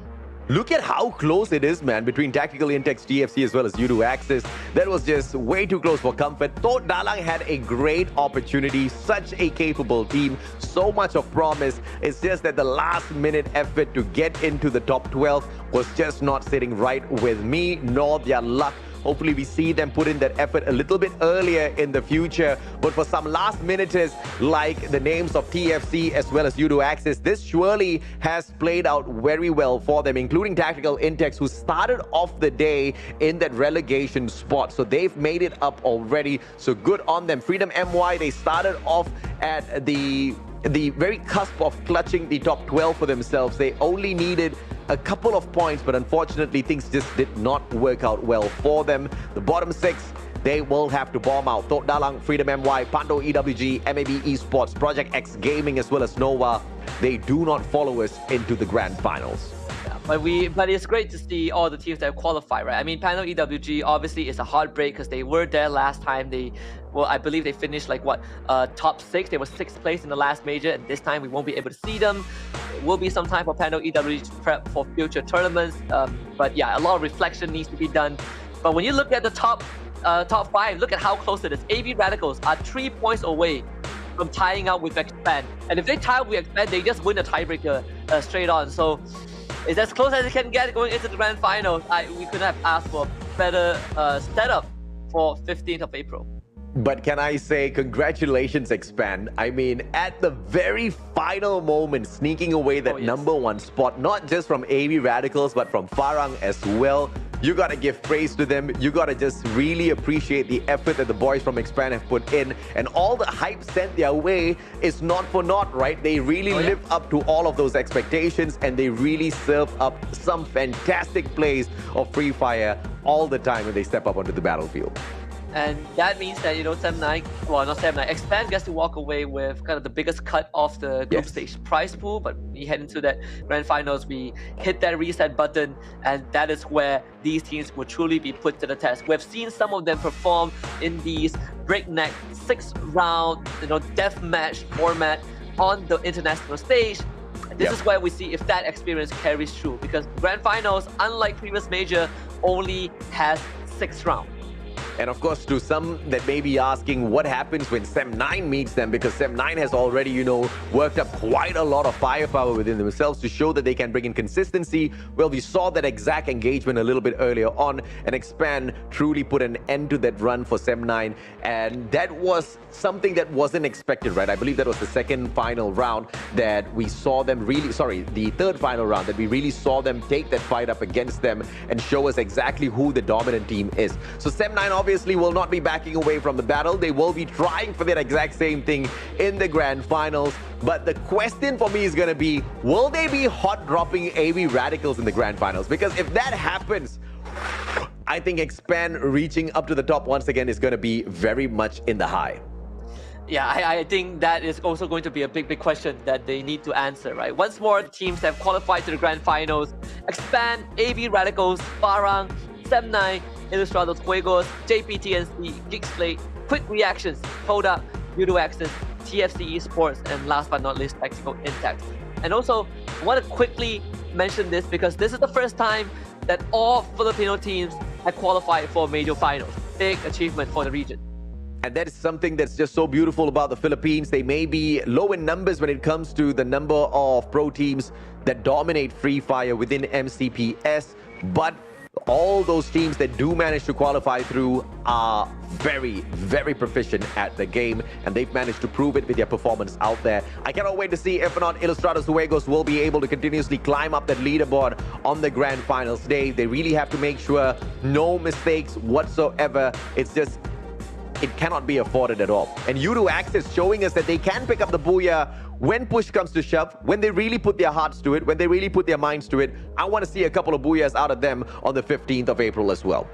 Absolutely. And again, the 15th of April, you only have 6 rounds to determine who is going to be a Season 5 major champions. And most importantly, if you don't win the trophy, you have to at least be in second place, because that's how you qualify for the Free Fire SCA Invitationals that's going to be happening afterwards. And there have already been some teams who have qualified to that tournament from different regions. I just was able to take a look at some of the teams and their roster. And let me tell you, there are some familiar names waiting at the Southeast Asia stage. So MCPS, you got to be ready to take on that big stage. But to make it that, you got to be able to win the grand finals and qualify. And what better way to witness the grand finals than to be with us at the Ramadan Booyah Bazaar, happening on the 15th of April. It's a Saturday at the ESI Hub at Space Rubik's Puchong, Selangor, Malaysia. And of course, registrations open up at 12 p.m. Make sure you guys are there on time. The matches will kick off at 1 p.m. sharp. So you've got about 1 hour to register, hop on in and get some good seats for yourselves so that you can have a great start to the day. And of course, make sure you're all comfy along with your gang that you bring on to watch the Free Fire Grand Finals on. I think it's going to be a very fun day. I think it's going to be a day where everybody is surely looking forward to. And when the day comes, it's just going to be fun from the start all the way down to the end. Yeah, we get to witness Free Fire under the same roof, right? Share this passion and energy for the game that we all love. There are also other activities. You can participate in Lucky Draw, you can participate in Kahoot quizzes, you can meet your favorite cosplayers, KOLs, play games of Free Fire with your peers and the people that you meet there. And the best part of all, well, at least to me, is that we will be there by the end of the broadcast when we crown the champions. I don't know whether or not that'll be the best part for everybody else, but it's going to be the best part for me, because I really want to attend, right? So when we get there, hopefully we get to take a couple of photos with some of you guys, right? I mean, we've been seeing you in the chat. We've been seeing you guys around in, the official pages and all with your comments, but we haven't really met face to face. So that'll be our opportunity to catch up with each other. We surely cannot wait for that. Yep. And my only advice to everyone out there is, when you see us and you recognize us, do not ask us for redemption codes, because we do not have redemption codes, and we don't even get to get the items. But with that being said, that's the end of the group stage. Congratulations to the 12 teams that made it. We will see you guys in 2 weeks, 15 April, for the grand finals of the majors.